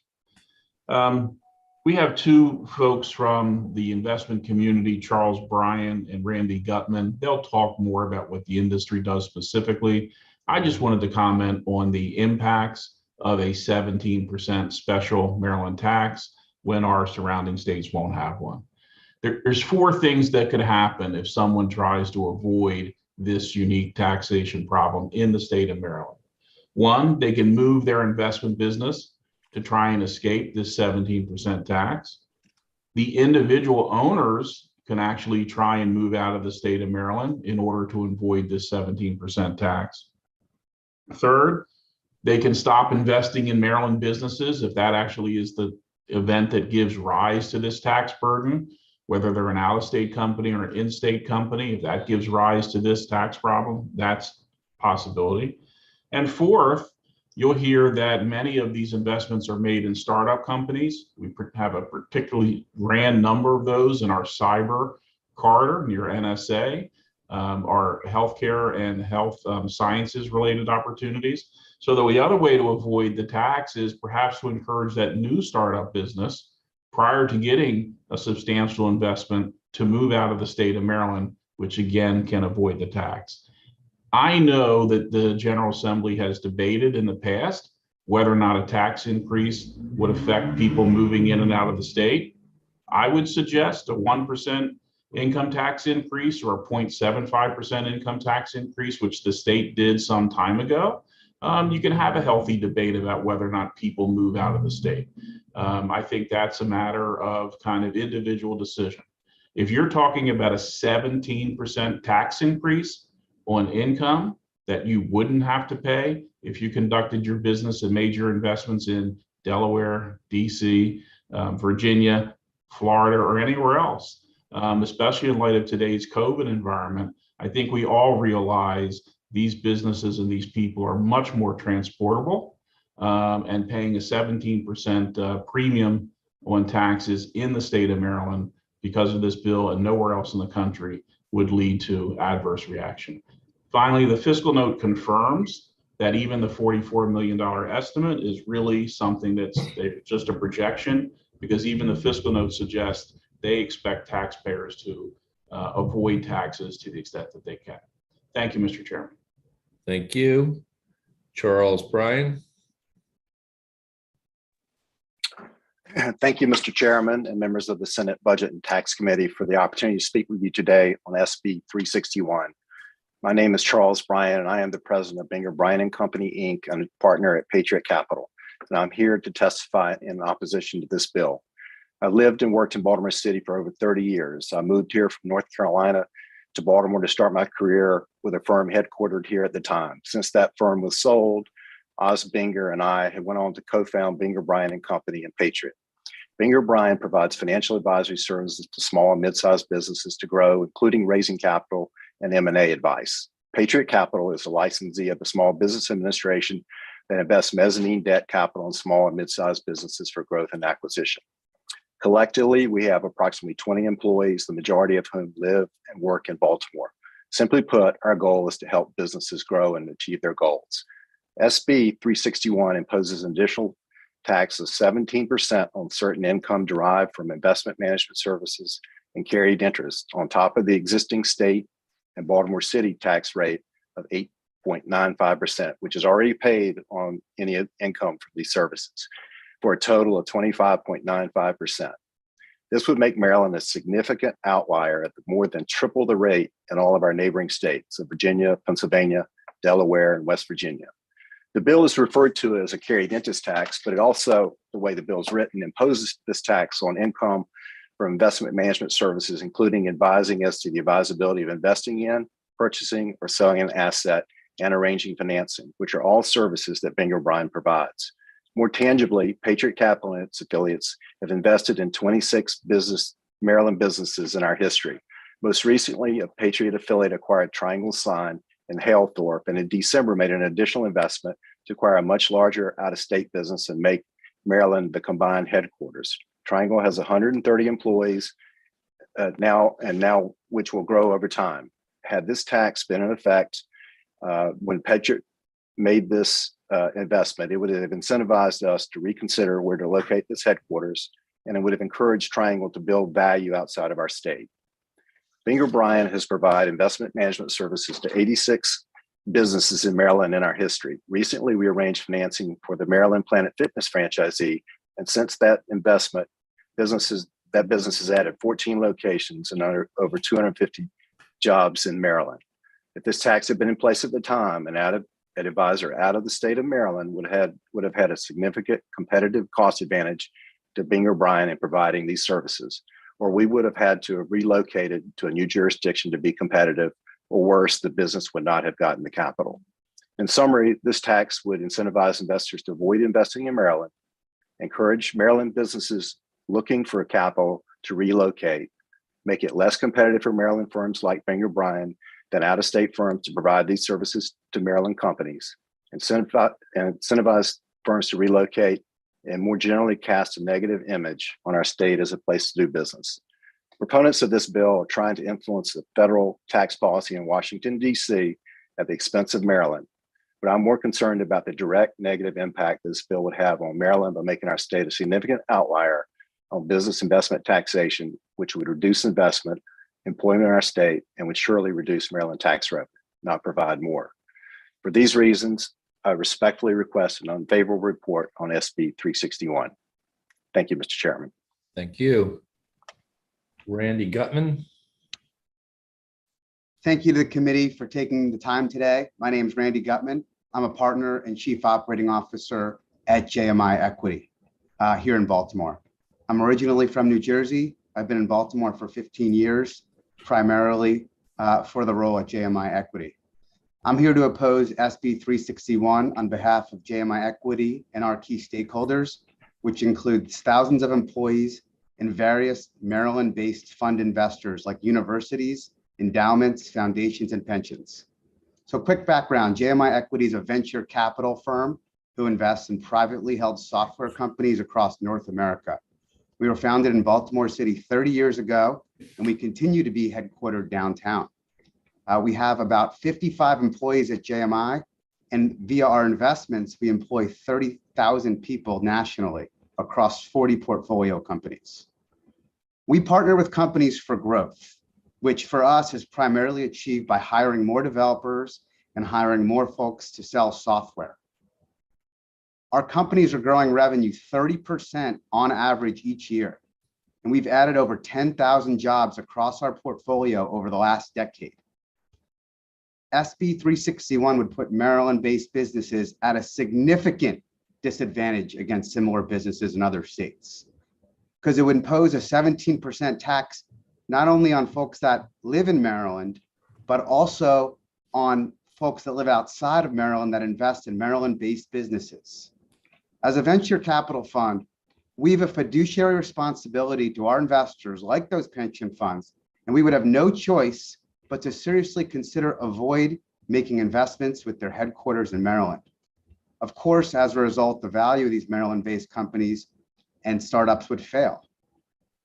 And this has been mentioned before, but both the venture capital firms and the businesses they invest in would have no choice but to reevaluate relocation out of Maryland, as the new tax imposes undue burden on both the partners at PE firms and the businesses.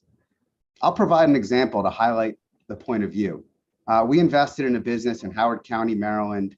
It's a cybersecurity business last year. You may be aware that Howard County and surrounding areas are becoming nationally significant with a number of successful cybersecurity companies. This company happens to provide cybersecurity software for SMB, small and medium businesses. JMI was the first institutional investor. When we first invested in the company earlier last year, it was about 100 employees. We project there to be over 250 employees at the end of this year, many of which are in Maryland. The valuation of this company decreases significantly if fund investors are charged incremental 17% tax. Companies like this one would relocate outside of Maryland. With this tax, we have no incentive to invest in Maryland companies. Other venture capital firms are similarly impacted, so the capital for growth here in Maryland would go away. It would go to Virginia, it would go to Delaware, it would go to Pennsylvania, it would go to other states. If you Lastly, could wrap up, thanks. Yep. Lastly, I'm not the only one at JMI Equity who moved here for this firm. And I'm the only one who moved to Maryland to be a venture capital firm. We recruit the best and brightest here, and we would want to keep all of that in Maryland. Thanks again for your time today. Thank you very much.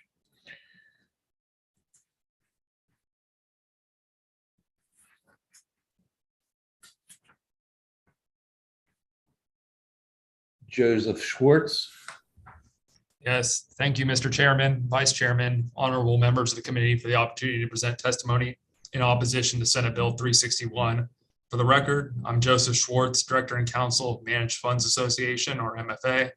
MFA represents the global alternative investment industry and its investors by advocating for regulatory, tax, and other public policies that foster efficient, transparent, and fair capital markets. MFA's more than 150 members collectively manage nearly $2 trillion across a diverse group of investment strategies on behalf of pension plans, university endowments, charitable foundations, and others. As discussed, Senate Bill 361 would impose an additional 17% state tax on Maryland taxable income attributable to investment management services, resulting in combined federal, state, and local rates of up to 66.75%. If enacted, Maryland would stand alone as opposing the most punitive state tax on the investment management community, likely resulting in flight. A note that Senate Bill 361 in the accompanying fiscal note provides discusses an exclusion for management fee income following the rationale that the management fee is subject to ordinary federal and state income tax rates and the federal self-employment tax. Our primary concern is that the same exclusion rationale does not apply to performance allocations and performance fees included in income as short-term capital gain or ordinary income, which are similarly taxed at the graduated ordinary income rates. The 2017 Tax Cuts and Jobs Act added a carried interest provision to the Internal Revenue Code, under which gains from assets held less than 3 years are recharacterized as short-term capital gain. Due to the nature of trading in the public markets, for many firms, gains are ultimately recharacterized. Moreover, firms may structure this performance element as a fee rather than a profits interest, or may make an election to mark their book to market. In both cases, gains are recognized as ordinary income. In all three of these cases, the rationale should still apply that income tax at the graduated ordinary income rates should be taxed at no greater a rate. Senate Bill 361 would create disproportionately high and uneconomical marginal rates on Maryland residents and non-residents engaged in investment management services. Again, this bill could push rates as high as 66.75%, an outcome that would only drive businesses out of the state. Notably, as mentioned previously, DLS has indicated that the estimated fiscal impact does not consider the behavioral response from taxpayers. We believe the fiscal impact is overstated, as taxpayers are likely to respond by relocating to states that provide a more competitive environment for investment management services. For these reasons, we respectfully request an unfavorable report on 361. I'd be glad to answer any questions. Thank you very much. Committee members, any questions for any of the panelists? Okay. That concludes the hearing on SB 361. Thank you all. Appreciate it. All right. Is Senator Elfreth ready now with 310? Yes, Mr. Chair, thank you for your patience. The House hearing on the companion bill went a little long, so thank you to the committee for your flexibility. For the record, Senator Sarah Elfreth here to discuss and present Senate Bill 310, legislation to provide a streamlined process for our local governments to quickly get grant funding in the hands of businesses and nonprofits impacted by a local state of emergency. I'd like to share with the committee just the tale of two natural disasters. This fall, my district saw both a tornado caused by the remnants of Hurricane Ida in September, and then just less than 2 months later, a record-setting flood event in late October. In the first event, scores of homes and small businesses were devastated. If you drive down West Street or into the Pearl community today, you'll still see tarps on the roofs of homes and businesses waiting repairs. Part of the delay in recovery is due to a frankly bureaucratic challenge. The tornado that impacted both Anne Arundel County and Cecil County was only declared a state of emergency at the local level. It was never declared at the state level or by FEMA. And under our current law, which we helped create last year through HB 853, again, a unanimous bill we voted for, the use of the Small Minority and Women-Owned Business Fund account would allow grants to be issued to businesses when there is a federally declared state of emergency or a state declared state of emergency. But in the case of this tornado, neither were declared. So there was no help through that fund for our small businesses. Conversely, the governmental response to the October flood was incredible. Governor Hogan declared the state of emergency on October 29th before the catastrophic damage. And because of this, the state declared state of emergency, the very next day, our county executive announced that our Anne Arundel Economic Development Corporation could immediately begin accepting applications for grants of up to $50,000 for the businesses that were impacted by that flood through the process outlined in HB 853. So within a matter of weeks, over a dozen grants were issued to help get our businesses back on their feet. I've spoken to a number of those business owners, and at least one credits the saving of his business because of those loans. But back to the tornado. Thankfully, after months of lobbying the governor, he released funds through the Catastrophic Relief Fund to those residents and businesses, and thankfully they are on their way to recovery. Now, Senate Bill 310, the bill in front of us, would fix the bureaucratic challenge we felt in that tornado by creating a process by which the local small minority and women-owned business fund managers have the ability to issue grants if there is a locally declared state of emergency, rather than just through a federal or state declared state of emergency. The legislation matches HB 853 in that the grants can only be up to $50,000, but it also expands it to nonprofits. Mr. Chair, we have one amendment we are working with the Department of Commerce on to clarify the process even further. I would just suggest to the committee that we're going to see more and more of these micro storms hit Maryland as climate change comes to us more rapidly. We're going to see tornadoes and floods and other storms that are going to impact smaller communities, but might not rise to the level of a state declared state of emergency. This flexibility to allow for the funds to be used when there is that locally declared state of emergency will be a game changer to our small businesses across the state of Maryland. So with that, Mr. Chair, I'd like to thank my panel who's been waiting very patiently all day. Alderwoman Rhonda Pindell-Charles, Walter Vasquez, a business owner, and Preeti Emmerich from our Office of Emergency Management. And I would urge a favorable report of Senate Bill 310. Thank you, Mr. Chair. Very good. Preeti Emmerich. Thank you. Good afternoon to the chair and members of the committee. My name is Preeti Emmerich, and I'm the director of the Anne Arundel County Office of Emergency Management, testifying in support of Senate Bill 310. In emergency management, the basic premise is that all disasters start at the local level. So I will speak to the two local disasters that had different outcomes. First was the tornado, the EF2 tornado that touched down in Anne Arundel County and in the city of Annapolis on September 1st, 2021. County Executive Stuart Pittman and Mayor Gavin Buckley both declared a local state of emergency on September 2nd, 2021. There were 25 businesses impacted. The city's Community and Economic Development divisions estimated that $3,844,580 was lost from business revenue and destroyed inventory as a result of the event. On September 27th, 2021, Governor Hogan asked FEMA for a major disaster declaration, which was denied on October 8th, 2021. And in that denial letter, FEMA said, based on our review of all of the information available, it has been determined that the damage from this event was not of such severity and magnitude as to be beyond the capabilities of the state and affected local governments. Without a state or federal declaration, the businesses could not benefit from the Volt funds to make repairs and prevent even further economic loss. And we had to wait for that whole month to see if any relief would come. Compare that to the coastal flooding storm that impacted the county and the city on October 29th, 2021. And Governor Hogan declared a state of emergency the very day the storm started. Again, October 29th, 2021. Several businesses were able to utilize that Volt funding the very next day on October 30th.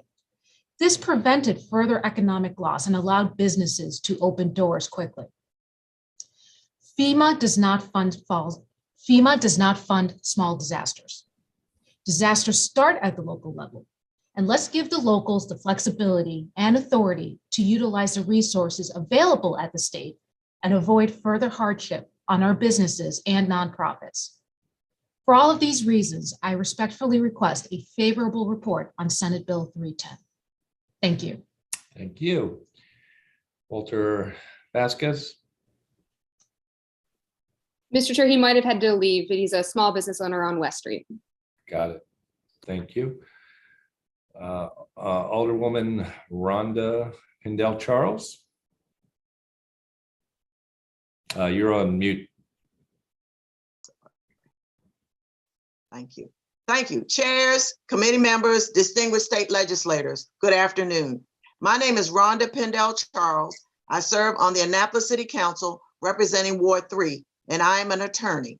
I have lived in Annapolis, specifically the parole community, all of my 67 years, and my family has had a presence here in parole since the Civil War. I'm here to testify in support of Senate Bill 310. As you may be aware, again, on September 1st, 2021, our community suffered a devastating event, namely Tornado Ida, ripped through our neighborhoods. While as a result, we were blessed not to have suffered any loss of life or injuries. Nevertheless, nothing of this magnitude has ever happened here before. So for us, it has been a traumatic event with unimaginable experiences, including navigating the systems, especially since, again, our parole community is an older community. Not only have close to 100 private households been directly affected, suffering a variety of losses, approximately 30 businesses, including nonprofits, have been affected as well, anywhere from being a total loss to the loss of electricity and everything else in between, directly affecting their ability to do business and to stay in business. And we are still reeling from this event.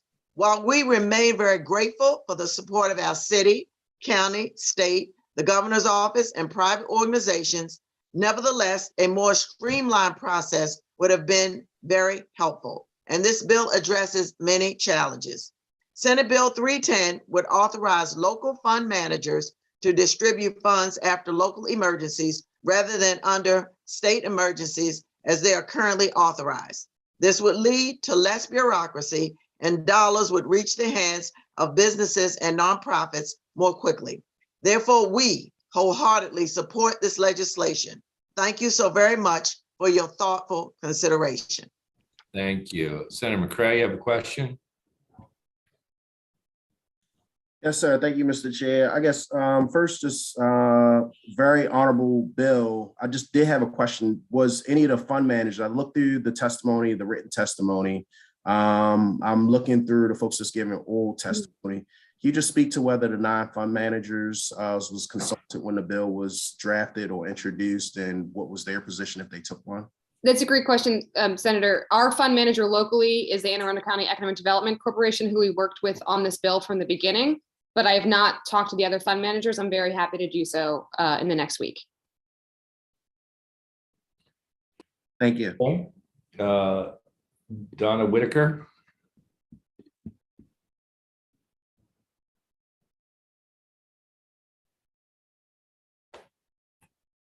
Kim, is she in here? No. Okay. Kevin Canali. Good afternoon, Mr. Chairman and members of the committee. Kevin Canali here on behalf of the Maryland Association of Counties in strong support of Senate Bill 310, as this bill would provide state resources during local states of emergency by making these grants available for small, minority, and women-owned businesses, as well as nonprofits impacted like local emergencies and disasters like the tornado in Annapolis. And as a resident of Annapolis, I can tell you it was a traumatic event. It was amazing to see the county, the city of Annapolis, and Anne Arundel County Development Corporation show up and get money out the door quickly when the state and federal governments could not do so. So this bill, I think, addresses some of those gaps by expanding and streamlining eligibility for existing pools of funding, again, for those small minority and women-owned businesses and nonprofits during these really, really difficult times. So, I mean, as always, counties stand to partner with the state to meet the challenges of emergency events and disasters. And we see that this bill as a welcomed example of potential and collaboration to do so and serve our shared constituents. So we ask for a favorable report on this bill, and I'm happy to answer any questions. Very good. Any questions for any of the folks who testified or the senator? All right, thank you very much. That concludes the hearing on that bill, which means 17 bills down today. Good job, everybody. We have a voting session. If we could all make our way to the committee room by 5:25. And we'll just go for a little while and see how much we can knock out. All right. Thank you all very much. Thank you to everyone who came and testified today. And I will see the committee at 5:25.